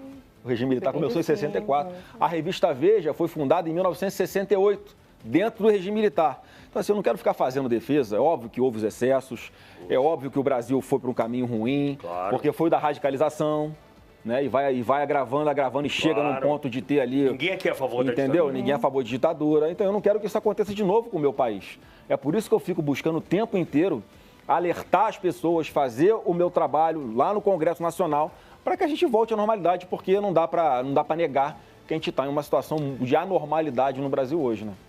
A gente pode falar de rachadinha? Mesmo Pode perguntar o que você quiser. Tudo? É um pouco batido o assunto, mas vamos embora. É batido. Mas o senhor sabe que isso vai voltar à tona, não sabe? Vai. E é bom te falar agora para as pessoas entenderem aqui. Obrigado pela oportunidade. É isso. Porque mesmo não tendo tido nenhuma consequência judicial, ainda ficou muito no imaginário popular a questão da rachadinha. O senhor acha que as pessoas não associam o senhor a isso, mas... Associam, mas o que eu vou fazer? Eu estou explicando. Eu acabei de falar para você que eu fui investigado 11 anos para trás, minha vida financeira, o que acharam? Nada. Ouviram dezenas de ex-assessores meus. O que é que falaram? Teve alguém que me delatou, alguém que falou que eu pedia dinheiro para alguma coisa? Ninguém, zero. Ao contrário, né, do Lula, que as pessoas falavam que devolvia dinheiro. Contra o Lula, o Palocci dizendo que dava dinheiro para o Lula dentro de caixa de sapato, dentro de avião, no aeroporto aqui em São Paulo. Pessoas fizeram acordo de leniência em que empresas devolveram bilhões de reais que foram roubados da Petrobras. Comigo não teve nada disso. Então, mais uma vez, eu nunca sequer teve início um processo criminal contra mim, Léo. Então, óbvio que isso aí, olha como é que a narrativa faz um estrago na imagem da pessoa. Porque quais foram os maiores escândalos de corrupção do Brasil? 2003 foi o Mensalão, governo Lula. 2007, Petrolão, presidente Lula. 2023, roubo dos aposentados do INSS, que é o presidente Lula de novo. Então, o que eles fazem? Eles tentam me colocar na mesma prateleira de Lula, mas não tem como. Os governos do PT são os mais corruptos da história do Brasil. Não tem como querer me colocar na mesma prateleira. E eu mais uma vez, Léo, obrigado pela oportunidade para eu poder esclarecer isso sempre. É isso. Agora a gente tem uma pergunta da Mônica, agora só para avisar o senhor que já chegamos a 100 mil pessoas. 100 mil, senador. Olha aí o senhor, hein? Obrigado pelo espaço aí, galera. Eu estou esperando aqui a pergunta do Superchat. Qual que é? Tá, o chat está perguntando se você pretende chamar o Paulo Guedes, caso você seja eleito. Olha, eu não sei se ele quer também, né? Tem que saber, eu sou um fã incondicional dele, o que eu tenho dito, porque agora que começam olhar essas tratativas de plano de governo, de ouvir os especialistas em cada área, e obviamente que eu vou querer ouvir o Paulo Guedes. Então não está no momento de escolher nomes ainda, está no momento de você montar essa plataforma. O que eu garanto na parte econômica é que eu vou montar um time de pessoas padrão Paulo Guedes, que vão ter autonomia para fazer o que tiver que fazer para botar um freio de arrumação nesses gastos públicos que o Brasil tem hoje, tá? E que é um troço assim, o governo Lula é pródigo, gasta muito mais do que tem, e para fechar a conta, o cara aumenta imposto, taxa, quer dizer, ninguém aguenta. Chega uma hora que todo mundo começa a fazer o quê? Sonegar. E é o que está acontecendo com o Brasil a partir de agora. Uma hora é tanto imposto que as pessoas param de pagar e a arrecadação vai começar a cair. E é colapso nas contas do Brasil. O que não pode cair é nosso chat. Se inscreva no nosso canal. Somos 100 mil. Léo Dias TV. Somos 100 mil. Continue aí. Essa entrevista não tem hora para terminar ou tem, Léo? Vamos ver, o público Cadê vai a decidir. pizza, Deixa eu te Léo? falar uma coisa. Ratinho. Vamos. Mas a gente vai liberar o seu ratinho. Quanto tempo a gente precisa ir até o... Que hora você tem que estar no SBT? Tá vendo aqui, ele que tá me segurando. Não, que hora você tem que estar no SBT? Ele falou pra mim que eu tenho que chegar lá 15 para... Começa 15 para as 10 da noite. 15 para as 10? Mas daqui até lá é quanto tempo, tá? É rapidinho, essa hora. Eu só falo o seguinte, quanto mais cedo o senhor sair, pior o trânsito. São Paulo é bravo. Paulo, é isso. Quanto mais tarde, vai estar tranquilo. Deixa eu só falar uma coisa. Óbvio que o senhor não vai querer falar nomes. Mas eu queria um perfil. Vamos descrever um perfil para o seu vice. Seria uma mulher ou seria um homem? Seria um do Sul ou um do Nordeste? Seria um do... Vamos trazer um perfil, o que o senhor preferiria? Olha, com relação à mulher, o que eu posso te falar? Eu pego o meu gabinete. Meu gabinete, 60% são mulheres. E em cargos de comando, tá? A minha chefe de gabinete é mulher. A chefe do meu jurídico é uma mulher. A chefe do meu orçamento é mulher, a chefe do legislativo, assim, por agora eu estou fazendo uma análise aqui, eu não tinha nem pensado, é tudo assim, é tudo mulher que manda no meu gabinete. E quem é que manda na minha casa? Minha mulher, quer dizer, eu adoraria ter uma vice-mulher, porque eu acho que dá um tom ali de mais humanidade, de mais delicadeza. Não adianta, o perfil da mulher, via de regra, é aquela que sabe se relacionar melhor com outras pessoas, né, que trata com mais carinho, com mais humanidade. O homem, via de regra, é o quê? É o trabalho mais braçal, o trabalho mais bruto. Então, acho que ter uma vice agregaria em muito a uma chapa minha e, sem dúvida alguma, ajudaria nesse estilo, né, de uma mulher com esse perfil. Uma pessoa competente sempre, e que possa me ajudar nessa parte política de gerir um país tão grande como o nosso, seria muito bem-vindo. Michele Bolsonaro não seria uma ótima vice? Olha, o problema de ser a Michele é porque acaba não somando muito na parte eleitoral. É mais uma Bolsonaro, né? E ela tem uma boa cotação para virar senadora. Ah, é? Pelo Distrito então ela viria Federal. Você acha que ela vai vir senadora? Eu não sei. Esse seria o ideal, mas aí tem que perguntar para ela se ela vai querer entrar na política. Isso é próximo a ela, né? Assim, a gente incentiva, né? Eu acho que é um caminho pela liderança que ela conquistou. Michele venha Senado no Distrito Federal. Eu acho que sim. Vamos lá. O que você acha do apagão de São Paulo e da Enel? O senhor é contra ou a favor da privatização dos serviços como energia, água? E o que o senhor pode fazer para ajudar a população num caso como esse? Digamos que o senhor fosse presidente hoje. São Paulo, que ainda nem se recuperou de um apagão. Se o senhor andar pela rua à noite, o senhor vai ver várias ruas apagadas. Eu estava aqui semana passada, eu estava num lugar que estava sem luz, né? Estava de manhã, a gente não chegou a comer a luz de velas, né? Mas tinha isso. Agora, eu sou a favor das privatizações. É? Sim, assim, água, luz. Mas o modelo aqui, você não pode condenar o instituto de privatização em si. Você tem que ver, caso a caso, em que condições aconteceu essa privatização. Né? Quais foram ali os critérios para você escolher uma empresa que vai prestar um serviço público? Tem experiência, tem a capacidade financeira para fazer investimento, tem um planejamento para aumentar os investimentos, para modernizar, por exemplo, a questão da rede elétrica, tem uma previsão de um estudo de impacto de quais são os maiores problemas que resultam na queda de luz. É o que? É árvore que não é podada, os fios que têm que ser subterrâneos. A empresa que vai ganhar vai ser obrigada em 10 anos a transformar todos os fios que estão hoje suspensos em fios submersos, para que não aconteça mais esse problema de ter uma ventania, cair uma árvore, derrubar o poste e faltar luz para todo mundo. Então depende do modelo de privatização. Mas eu tenho para mim o seguinte, é sempre melhor você buscar, o ideal é buscar sim a iniciativa privada, porque normalmente, quando é uma empresa estatal, ela acaba virando um cabide de emprego. Ela acaba tendo menos responsabilidade com o dinheiro público, porque acha que o dinheiro não é dela, e começam a gastar de uma forma irresponsável muitas vezes. Então, eu sou a favor de privatizações. Imagina se o Correio fosse privatizado, por exemplo. Você acha? Eu sou a favor da privatização do Correio. No primeiro ano do seu governo, você já privatiza o Correio? Eu acho que assim, é uma coisa para se estudar, mas eu sou a favor, porque é muito melhor você privatizar, você vender para alguém, do que botar um monte de companheiro ideológico para presidir uma estatal importante como essa, para ficar desviando dinheiro público. 20 bi de prejuízo, meu irmão. A conta quem paga é a gente, mais uma vez. É um dinheiro que não chega para que o ente público vá podar a árvore, para que o ente público coloque os fios subterrâneos ao invés dos fios suspensos. É o dinheiro que falta para essas coisas básicas, ele escoa onde? No ralo da roubalheira. Então é tesourada na corrupção, que é o que a gente vai fazer. Mas o senhor tiraria a Enel daqui? Porque deixa eu só colocar uma informação aqui que a gente estava discutindo na minha casa. A Enel é italiana, ela era uma empresa estatal italiana. Agora, só 23% dela é estatal. Então, uma empresa que era estatal na Itália comprou uma empresa brasileira, porque aqui a AS Eletropaulo era os Estados Unidos, né? A empresa norte-americana vendeu para a italiana. Eu não sei nem o que dizer, eu não sei, porque eu fiquei sem luz. Então, eu não sei nem o que dizer. O primeiro ponto pacífico, o serviço está uma porcaria. Né? Esse é um ponto. Agora, como é que a gente... Porque esse é um problema que você não vai resolver assim, da noite para o dia, né? Como é que você ameniza o sofrimento de quem está sentindo falta de luz? É você pegando essa empresa, você vai ter que investir não sei quantos bilhões a partir de agora para fazer assim, você vai contratar mais gente para fazer isso, você vai fazer... Tem um planejamento aqui que se você não cumprir, você vai tomar multa, você perde a concessão. Esse é um caminho.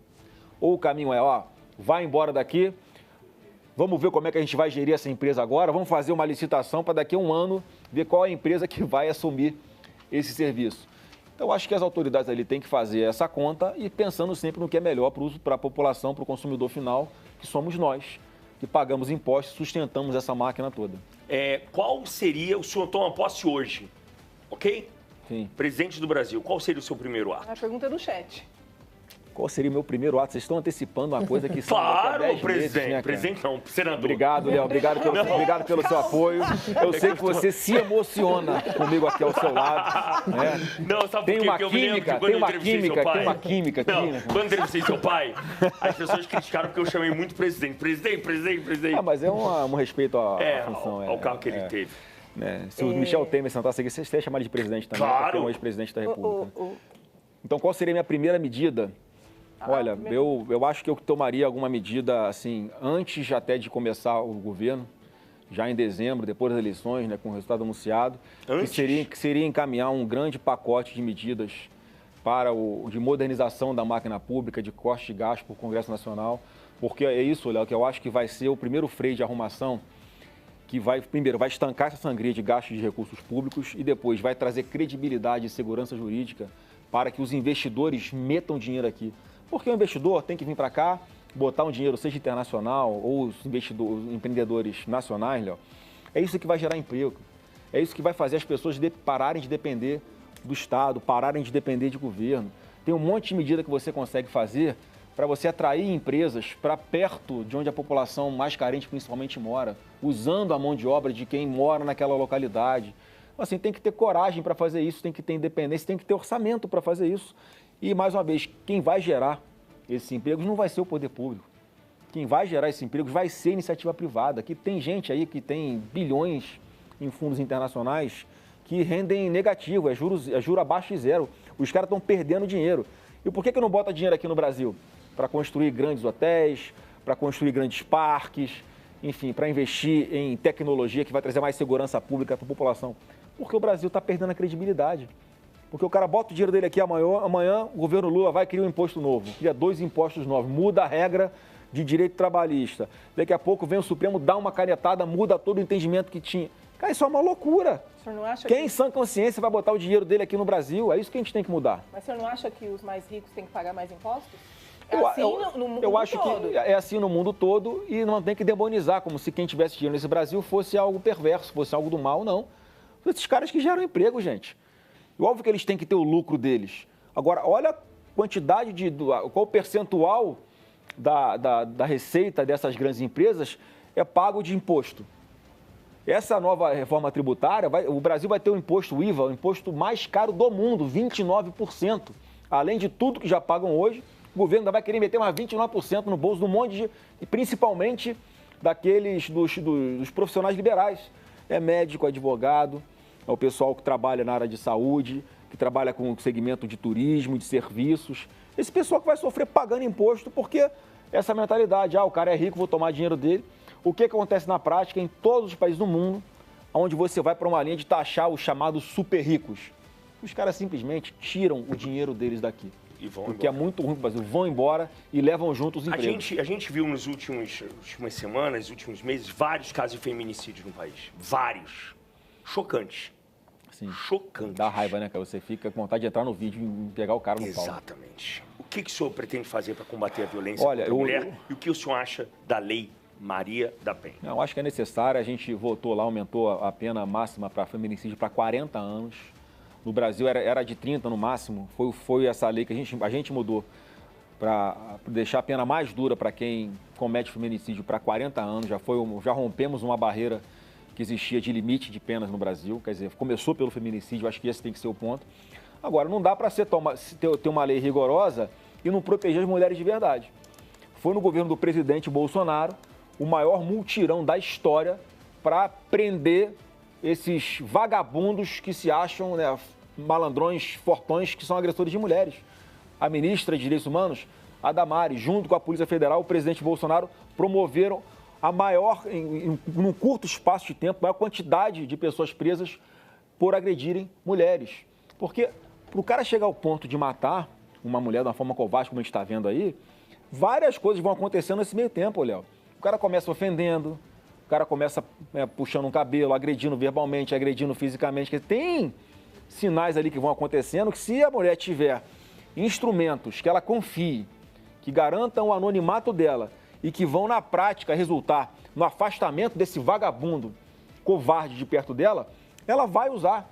Então, a gente tem que ter uma lei rigorosa, como nós já temos hoje, mas nós temos que ter mecanismos ali policiais que garantam de verdade a segurança dessas mulheres, que elas possam fazer a denúncia antes que chegue até ao ponto drástico de um covarde desse matar uma mulher para que ele fique muito tempo preso.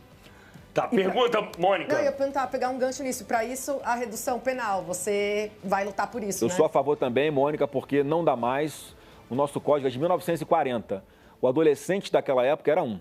o adolescente, hoje de 16 anos, pô, já é um galalau, que se ele entrar aqui nesse estúdio, ele bate em mim, no Léo junto aqui. Se a gente não tiver armado, a gente não vai conseguir O senhor é armado? reagir.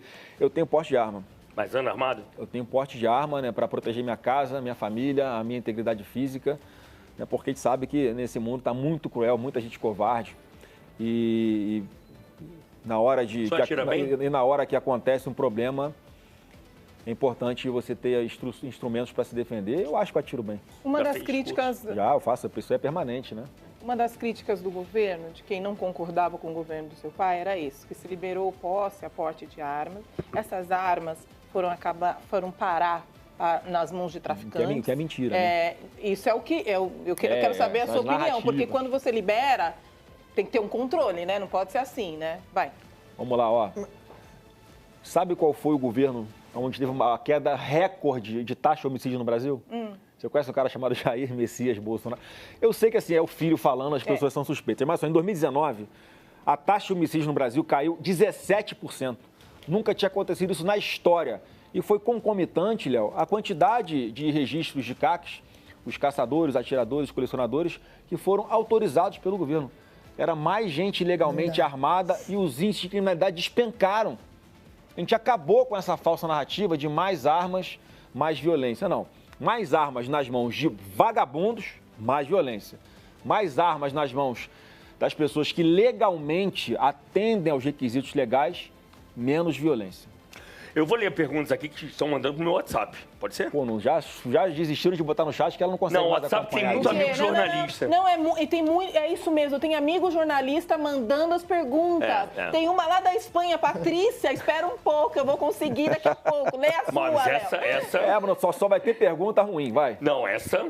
Eu não tô conseguindo ler o Posso chat. ler? Você não vai ficar bravo comigo, não, não, né? A gente tá ao vivo aqui, tu já me fez um teste aqui com um ratinho comigo ao vivo aqui, agora vai, qualquer coisa. Olha só. Em 2016, você teve uma queda de pressão no debate que a Band realizou com os candidatos à Prefeitura do Rio de Janeiro. Muita gente se pergunta hoje se o senhor vai amarelar no debate com Lula para a presidência. Eu vou atropelar nos debates, se vocês vão ver, porque eu realmente tive um problema de saúde, né? Muita gente faz... tinha? Eu não sei, eu estava num ritmo de campanha muito frenético, eu não estava me alimentando bem, não estava bebendo água emagreceu? direito. Ah, mas agora foi no... É o quê? Agora foi na Canetinha. Ah, eu não achei não, hein? Eu achei que você deu uma engordadinha. Não, olha isso, olha aqui, olha aqui, olha aqui. Ah, ali eu perdi quase 20 quilos, né?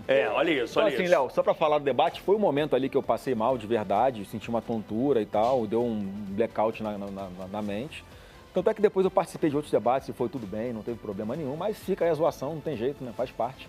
Só vou conseguir rebater indo bem nos debates. É o que eu vou fazer.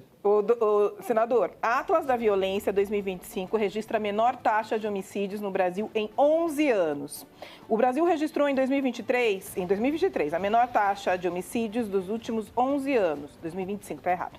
Foram 45.747 mortes, o equivalente a 21,2 casos por 100 mil habitantes. É uma informação passada pelo governo federal, mas acho que todo governo passa essa informação, né? Inclusive a do senhor, do seu pai. Mas isso aí são dados públicos, vocês podem pesquisar. Em 2019 foi essa a queda de 17% na taxa de homicídios. Eu defendo o padrão Bukele para a segurança pública aqui no Brasil, para deixar bem claro. Qual é o padrão? O padrão Bukele é El Salvador. Os caras era um país mais violento do mundo. Eles tinham essa taxa de homicídios era de 138 por grupo de 100 mil habitantes. Eles passaram para 1,4 agora, quando eu estive lá há um mês. Como é que eles fizeram, Léo? É o retorno, é a retomada de território, como precisa acontecer no Brasil hoje em dia. Porque hoje em dia o traficante não vive mais só de vender cocaína e maconha e essas coisas, não. O traficante começou a adotar a prática de explorar o trabalhador. Então, ele assim, como acontece lá no Ceará, os caras expulsaram todo mundo de um bairro para o bairro ser deles. Ou então eles ficam ali mantendo os trabalhadores, as pessoas honestas, tomando dinheiro de aluguel. Sabe, Léo? Para você ter sua barraquinha de cachorro-quente para vender aqui na comunidade, vai ter que pagar R$50 por semana. Para você manter o seu barzinho aberto, você vai ter que pagar tanto por semana. O gás que você vai usar vai ser o gás que eu vou te vender, que é um gás mais caro. Então a gente tem que libertar essas pessoas. E como é que foi em El Salvador? Eles começaram, o primeiro território que eles recuperaram foi a cadeia. Hoje o Estado não tem nem a cadeia, cara. Que era para ser um território sem questionamento. Ó, não pode falar no celular, tem um regime aqui que é rigoroso, eles passaram por um processo isento, foram condenados. Vamos cumprir aqui vocês vão ter os seus direitos, mas vocês vão ser presos, vocês vão pagar a pena integralmente a que vocês foram condenados. A partir daí, a gente precisa no Brasil hoje construir muito presídio. Precisa de uma construção gigantesca de presídio, por quê? Porque tem mais de 600 mil mandados de prisão em aberto hoje no Brasil.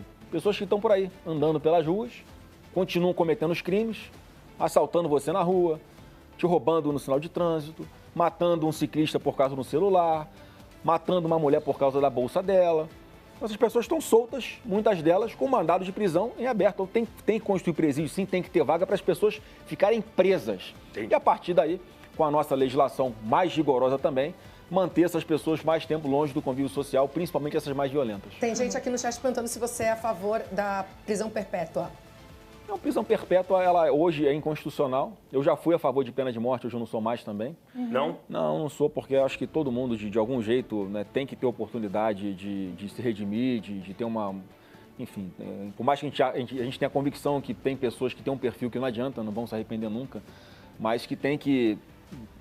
Não precisam ir para um paredão para a gente dar uma resposta para a sociedade, mas tem que ficar bastante tempo presas para refletirem e pararem de reiteradamente cometer crimes aqui nas ruas. Essa sua mudança sobre isso? Eu acho que a gente vai amadurecendo, né? Eu entrei Mas tem a ver com a sua religião? Também, Léo. Eu me elegi a primeira vez, eu tinha 21 anos de idade, né? Aí a gente cara, é muito... a gente quer, quer ir pra pancada, a gente não compreende muitas coisas. Aí você começa a amadurecer, você casa, né? Você já tem que deixar de ser menino, passar a ser homem. Tem filho. Você vira pai. Então isso é o processo natural do ser humano e hoje com 44 anos, obviamente que eu amadureci bastante, já tenho outras percepções sobre temas que antigamente eu pensava diferente. Né? Senador, voltando à questão do presídio, enfim... Você viu como ela tá mais suave? Tá, contou. Não, Nossa, BFF, vai virar minha BFF. Vai sair fazendo coraçãozinho. Gente, eu tava nervosa. Não, eu não sei. Eu tava incisiva. Não, é porque. Tava agressiva. Senador, assim, vai ser assim com esquerda, vai ser assim com direita. Eu gosto de política. Você não tá Olha o que o pessoal tá falando, o que o pessoal tá falando. Vai sim, eu quero ver. Quando a Erika Hilton vier aqui, se vocês vão ser inquisitórios ou vão ficar quietinhos. Não, você, quer saber de você. Eu vou ser. Então. O que você acha, Mônica? Se eu fui, o senhor me desculpe. Quieta, Léo, porque não. eu tenho que perguntar, né? Não é uma questão se eu vou votar no senhor, se eu não vou, você vai falar. Não sei. Não, eu não tô falando, o senhor que está dizendo. Mas, por falar em segurança, eu quero dizer o seguinte. O senhor não concorda com a prisão do seu pai, o senhor não acha que houve tentativa de golpe, mas ele foi condenado. Ele foi condenado e estava usando uma tornozeleira. Mês passado, ele rompeu essa tornozeleira com um artifício que eu não esqueci o nome. Um ferro de solda. O quê? Ferro de solda, Ferro é um de negócio solda. quentinho que você vai... Ele não rompeu a tornozeleira, né? Ele queria abrir a caixinha, ele não meteu a tesoura pra fugir. Ah, é? Ele meteu na caixinha Pra quê? pra tirar a caixinha, porque ele tava achando que tinha uma escuta ali. Escuta. E como ele misturou alguns remédios... Mas e aí ele tava sozinho? Ninguém falou pra ele não mexer? Tava sozinho. Ele misturou remédios, fez confusão mental. Isso aí a ciência, até a pessoa que gosta de falar que a gente é negacionista... A ciência mostra que a mistura desses remédios causa uma confusão mental. Ele já estava com esse troço na cabeça. De repente foi Mas é uma mania de perseguição. De repente foi um estalo que ele deu para poder abrir ali e ver se tinha. Porque se tivesse, podia ser que o processo dele mudasse de rumo, entendeu? Eu acho que foi isso que passou na cabeça dele. Não mude de rumo, se inscreva no nosso canal, Léo Dias TV. Eu fiquei mais calma, que eu acho que é porque eu tô com fome.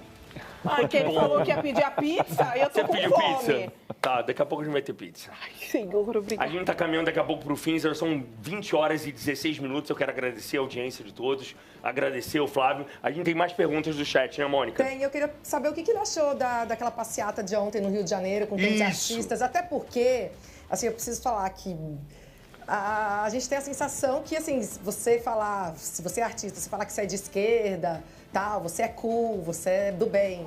Caso contrário, não, parece que a gente precisa... Eu posso falar por mim, enfim, eu não sou política, enfim. Você ser de direita, parece que você tem que ter vergonha de falar que você é de direita, né? Nós, jornalistas. Quero saber o que você achou de ontem. Não, assim, eles precisam chamar artistas para as poucas pessoas que estavam nas ruas ontem se sentirem à vontade de ir. Diferente das nossas manifestações, né, que são sempre espontâneas, esses artistas, grande parte deles vivem de dinheiro público para conseguirem sobreviver. Então, com a gente, as pessoas iam para a rua para ver quem? O Bolsonaro, cara. Então, assim, é completamente diferente. O que estimula a pessoa a ir para a rua nas nossas manifestações é de verdade, é sentimento de patriotismo, de mudança, de quem não coaduna com corrupção, de quem quer que bandido pague pelos seus crimes.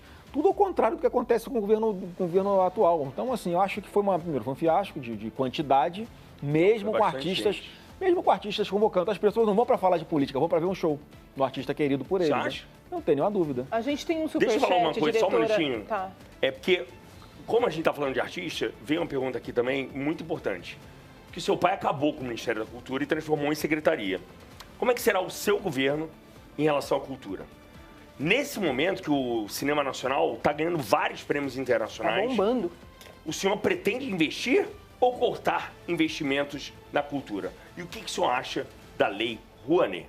Olha, o investimento em cultura traz resultado social. Claro. O dinheiro público que é colocado lá acaba sendo revertido em recursos... Benefícios para a sociedade. Benefícios para a sociedade, geram muitos empregos, o que não tem o controle do que é feito com o dinheiro público. É isso que tem que mudar. Então, acho que meu ponto de vista é esse. Você tem que ter algum incentivo, em especial para aqueles artistas que são de menor porte, que precisam de algum estímulo ali, mas assim, que montem projetos que sejam bacanas, né, que resultem no interesse das pessoas assistirem um espetáculo, enfim. Mas o senhor não vai acabar com o Ministério da Cultura? De jeito nenhum, que prestem conta disso, né, porque é dinheiro público, mais uma vez. Então, assim, os artistas que estão me assistindo, não vai ter confusão, briga, caça às bruxas, corte de recursos. Nem perseguição. Nem perseguição. Eu acho que é um segmento importante da população. E você vê, a gente agora está fazendo um filme do presidente Bolsonaro. Inglês.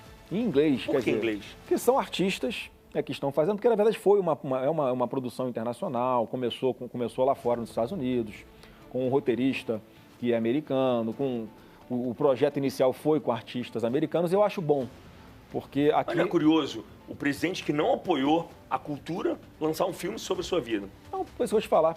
Olha a importância de você humanizar, você mostrar o seu ponto de vista, a verdade sobre o Jair Bolsonaro, que eu tenho certeza que vai impactar muita através gente de um filme. Através de um filme, através da cultura. Mas esse filme é pro Brasil ou pro mundo? É pro mundo. É Mas um filme para o mundo, é um filme pro mundo e sem R$1 de dinheiro público. Tudo dinheiro privado. Para quando é? Pro ano que vem, não sei, não tem uma data de lançamento. Né? Não sei se vai ser antes das eleições, porque mais ou menos eu acho que vai ser, mas é uma produção americana, é um filme americano. E vai estar, para onde? Qual disponível? Cinema, streaming? Vai ser cinema, né? E aí eu não sei como é que vai ser as negociações ali para frente. Eu não posso também dar muitos detalhes. Mas é uma produção independente? Produção independente. Ou tem uma produtora por trás? Uma grande... Não tem uma produtora grande, acho que é uma produtora pequena, né? Tá. É o Mário Frias que está realmente fazendo esse... Roteiro? Não é o roteiro, esse projeto. O Mário Frias? Foi idealizado por ele, foi tocado por ele. Mas é bom? Eu sei que tem todas as reservas de ele ter, na sua cabeça, ele ter acabado com a cultura no Brasil. Acho que não aconteceu, não foi isso. Se você perguntar para vários produtores culturais menores, eles gostaram do governo do presidente Bolsonaro, mas enfim, e aí não quer dizer que isso se reflita em votos, mas... Mas houve um movimento, né, senador? Mas assim, você vê os artistas, né, estavam lá fazendo movimento contra as queimadas na Amazônia no governo Bolsonaro, e agora a Amazônia lambendo em chamas, os artistas tudo quietinho. Quer dizer, fica a impressão que eles só faziam porque era contra o presidente Bolsonaro, estavam insatisfeitos com os recursos públicos que não chegavam para eles, e agora, como chega em abundância, a Amazônia pegando fogo não tem mais problema. Então, assim, é isso que a gente tem que ter o cuidado, Léo, porque o dinheiro público, quando ele é utilizado, ele tem que se reverter alguma coisa positiva para a sociedade. Não tem que ficar pagando militante com dinheiro público. O cara quer fazer militância, o cara vai viver com dinheiro, com recursos privados, investimentos privados, das obras que ele pretende participar. Tem uma pergunta do Superchat que eu perdi, diretora. Essa aqui é pizzaria do Rio de Janeiro? Pizzaria? Calma, não, gente. Não, publi aqui não, né? Calma, gente. É o RDC... Ela trocou por uma pizza, ó. É o RDC Barber, é um barbeiro. Eu tenho uma pizzaria no Rio de Janeiro, dou emprego a 12 pessoas, porém não sou legalizado por causa dos impostos. O que o senhor fará para ajudar os pequenos empresários? Olha, podem contar comigo. Primeiro, eu vou dar tesourada nesses impostos todos. Essa reforma tributária que o Lula fez, ela tem que ser toda revista, tem que ser atualizada, porque a nossa mentalidade tem que ser redução de impostos. O que é que o Bolsonaro fez? Ele fez desburocratização. A pessoa, para abrir um comércio desse, um MEI, né, um microempreendedor individual, se a prefeitura não desse a licença em 30 dias, a licença estava automaticamente concedida para o cara começar a trabalhar legalmente, sem ter perturbação de fiscalização. A gente fazia revogaços para revogar as normas regulamentadoras que criavam uma burocracia danada em todos os segmentos. Então vai ter tesouraço para desburocratizar. Então o que eu tenho para falar para você é o seguinte, eu vou tirar o Estado do seu cangote, porque cada pessoa que consegue abrir a própria empresa e para de depender de político, você está se emancipando, você está buscando a sua independência, você está levando dignidade para sua casa.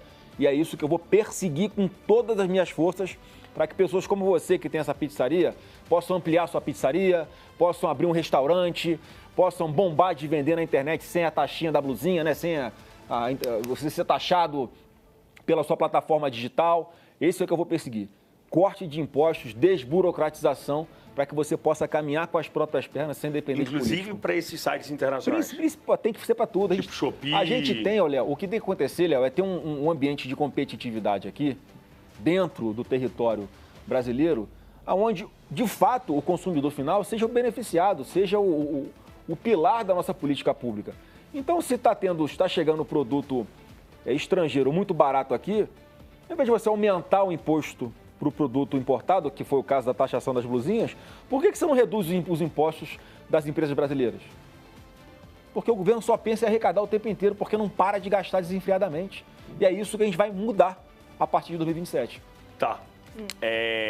Tem uma pessoa aqui falando sobre orçamento secreto.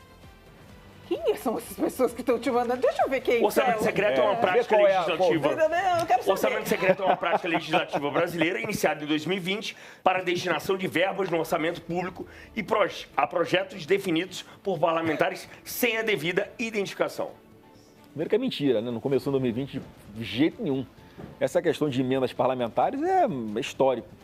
Sempre teve, né? Enfim, mas assim, o que a gente tem que defender nessa pauta? Porque, por exemplo, eu sou parlamentar. Eu sou o senador que mais colocou dinheiro na segurança pública do janeiro da história dos parlamentares. Quanto? Foram mais de 20 milhões, foram mais de 30 milhões só na segurança pública. Eu comprei viatura blindada, eu comprei fuzil para a polícia, eu comprei drone para poder haver melhor investigação, eu comprei equipamento para o bombeiro, eu comprei tudo com emenda parlamentar para proteger o policial, para dar mais condições de trabalho para ele, para investir em tecnologia, prestando contas. Então, assim, Léo, as minhas emendas parlamentares, algumas delas podem até ser secretas, eu nem sei, mas eu mesmo dou publicidade, porque eu quero mostrar para o público para onde está indo o dinheiro dele. Tem dinheiro, metade das nossas emendas parlamentares, a gente obrigatoriamente tem que colocar no SUS, portanto, para a saúde pública. Tem cidade no interior do Rio de Janeiro que, se não fosse emenda parlamentar minha, não tinha nem esparadrapo e gaze lá no posto de saúde para atender a população. Então é o dinheiro que vai comprar um aparelho de mamografia, vai comprar um raio-x, uma ressonância magnética, é dinheiro que é usado para custeio, para comprar esses itens de primeira necessidade que a população vai precisar, é dinheiro que eu boto na BBR para dar prótese de graça para as pessoas que são amputadas, construir cadeira de rodas para as pessoas que precisam, é o dinheiro que eu boto em casas para tratar de pessoas com autismo, que também os municípios menores têm dificuldade de botar dinheiro nisso. Então, da minha parte, o dinheiro público das minhas emendas é em situações como essas que eu invisto. Então, não pode demonizar, porque com certeza as minhas emendas estão salvando vidas na ponta da linha. E nunca um governo federal que não ouve as demandas da população, de quem mora nas cidades, que é quem sente as dores e os problemas na vida real, Léo, esse dinheiro jamais ia ser... O governo federal jamais ia olhar que há necessidade nessas cidades pequenas, aonde vão parar as emendas parlamentares que eu coloco, por exemplo. Então, mais uma vez, qual o grande problema? É não ter a transparência. É não saber quem é o autor, quanto custou, para onde foi, se aquilo foi executado. É isso que a gente tem que defender, não é demonizar a emenda parlamentar. A gente pode discutir se é muito ou pouco, tá? Eu até acho que é muito, a gente pode discutir isso também. Mas eu estou dando aqui uma satisfação do que eu faço com as minhas emendas parlamentares, por exemplo. Eu quero saber se o senhor acha que houve transparência no governo do seu pai sobre as emendas, sobre os tributos, o que se paga. Por que isso que o senhor falou dos tributos, impostos, por que isso não foi feito? Foi feito. Foi feito. Pô, o presidente Bolsonaro reduziu os impostos sobre o combustível na pandemia, se vocês lembram. Estava batendo R$7, R$8 na bomba, ele vai abrir mão, ele zerou os impostos federais. O presidente Bolsonaro zerou os impostos de um monte de medicamentos que eram importados aqui para o Brasil na época da pandemia. Na época da pandemia. Mas aí continuou, ele não tirou, ele continuou. O Bolsonaro tinha aumento de arrecadação, ele virava para o Paulo Guedes e falou, PG, onde é que você vai cortar imposto? E cortou em coisas essenciais, mas em coisas supérfluas e que resultaram em geração de empregos. Quando ele é muito zoado porque reduziu o imposto sobre veleiros, por exemplo. E né? jet ski. Skates, videogames, jet ski. Mas só que quando você tem uma pessoa que compra um jet ski, uma pessoa rica que compra um jet ski, precisa de alguém para fazer aquela manutenção. Vai contratar uma pessoa. O jet ski você tem que botar combustível, gera aumento de arrecadação para aquele município, para aquele estado. Tem a manutenção, quer dizer, tem a manutenção dele. E o mesmo raciocínio para um monte de... A molecadinha aí que não consegue comprar um videogame. Reduziu? É melhor ficar no videogame, no colégio, ou fazendo algo que seja construtivo no videogame, do que ficar na rua fazendo besteira e enrolando baseado. Então, assim, a mentalidade do presidente Bolsonaro sempre foi redução de impostos e ele fez. Se você pegar os levantamentos aí, pode jogar no chat GPT, no governo dele houve redução de carga tributária. Deixa eu perguntar uma coisa, a gente está chegando ao fim, porque os seus seguranças já estão pedindo. Ah, só por isso, viu, gente? É isso. Deixa eu te falar uma coisa, só para a última pergunta, pode ser? Vamos embora. O pastor Silas Malafaia fez um desabafo público em um tom de revolta ao falar sobre a família Bolsonaro e afirmou que tem legitimidade para expor o que sabe. Em sua fala, ele declarou, abre aspas, se tem alguém aqui que tem moral para falar, se tem alguém aqui que tem moral, sou eu. Durante as declarações, Malafaia revelou que Jair Bolsonaro chorou quando Eduardo Bolsonaro deixou o país. Segundo o pastor, o episódio marcou emocionalmente o ex-presidente e mostra um lado pouco exposto da família nos bastidores políticos. Além disso, Malafaia criticou duramente o anúncio da candidatura de Flávio Bolsonaro. Para ele, a decisão foi mal articulada, feita no momento errado e sem a estratégia adequada, o que teria causado desgaste interno e externo. As falas tiveram forte repercussão política e nas redes sociais, evidenciando um rompimento de discurso entre Malafaia e uma condução atual da família Bolsonaro. Olha, eu considero o pastor Silas Malafaia um aliado, um amigo. Ele fez o casamento do meu pai com a Michele, né? Ele foi o pastor que casou os dois. Em todo esse tempo sempre fez a defesa, botou a cara, né, para se expor muitas vezes, para não apenas ajudar o governo, para defender aquilo que ele acredita, que é a mesma coisa que a gente acredita. Eu acho um erro da parte dele ficar expondo coisas assim, que são da intimidade do presidente Bolsonaro. Então, de fato, aconteceu. E que não tem nenhuma necessidade de ele fazer, de expor fragilidade, de coisas que, às vezes, o meu pai, considerando que era um ombro amigo, tem algum comportamento, o cara vem e fala agora em público, acho isso um erro, que ele que sirva de reflexão para ele aí. Eu não sei qual é a necessidade que ele tem de fazer isso, o que ele ganha com isso, o que o Bolsonaro ganha, o que o país ganha, o que o nosso grupo político ganha, né? Então, não vejo por que fazer isso. Agora, o tempo vai dizer, porque quem vai julgar aí é Deus. Eu acho que eu fiz a coisa certa, no momento certo, com a orientação daquele que tem o capital político e legitimidade para escolher quem ele vai indicar na impossibilidade do próprio Jair Bolsonaro ser o candidato. E tem muito tempo ainda para passar, muita água para rolar embaixo da ponte. E a gente vai mostrar que a colocação do meu nome como pré-candidato à presidência da República foi muito consciente, muito assim, acertada, e vai ser a que vai colocar o Brasil no caminho da prosperidade e vai ser o projeto que vai vencer o projeto das trevas, que é o projeto do PT. Perfeito. Vamos levantar? Bora. Eu só tenho que pegar aqui. Tá, cuidado. Janaína, que susto! por favor. Tava lendo o chat aqui. Nosso convidado. Ela tá procurando alguma pergunta. Não tem mais tempo. Segura sua caixinha. Abracem-se, por favor. Aqui, ó. Tá dizendo que eu não sei? Obrigado pelo carinho. Você me tratou de forma respeitosa não aqui. Foi? É só isso que eu peço. Vambora no... Faz coraçãozinho, Posso responder aqui, ó. Black and white. Black and white. Chocolate com pimenta. Ih, gente, ela vai botar nele. Não tem nada a ver. Eu sou uma pessoa educada. Vem cá, Léo, vem cá também, Léo. Vem cá também. Volta Dá um abraço secreto. aqui. Pô. Um abraço aqui, ó. Obrigado pelo carinho de Eu quero vocês aí. agradecer. Agora a gente vai deixar o senhor falar sozinho com a tela, com a sua câmera, Tá bom. que agora é o seu recado para quem está acompanhando a gente aqui. Eu quero agradecer a audiência, agradecer a sua presença e, mais uma vez, reiterar o fato de nós estarmos sempre abertos a quem quiser falar e quem tiver expressão política, que está aberto aqui, independentemente de onde e da linha que segue, né? Não é isso? Independente do lado, a gente quer ouvir, porque a gente quer para o Brasil o melhor.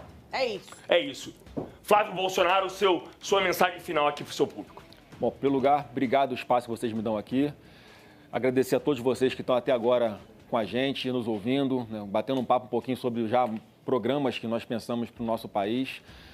Podem ter certeza que eu tenho a convicção e a responsabilidade, eu sei o que eu estou fazendo. Para mim, é um projeto de Deus que tem grandes coisas para o nosso Brasil daqui para frente.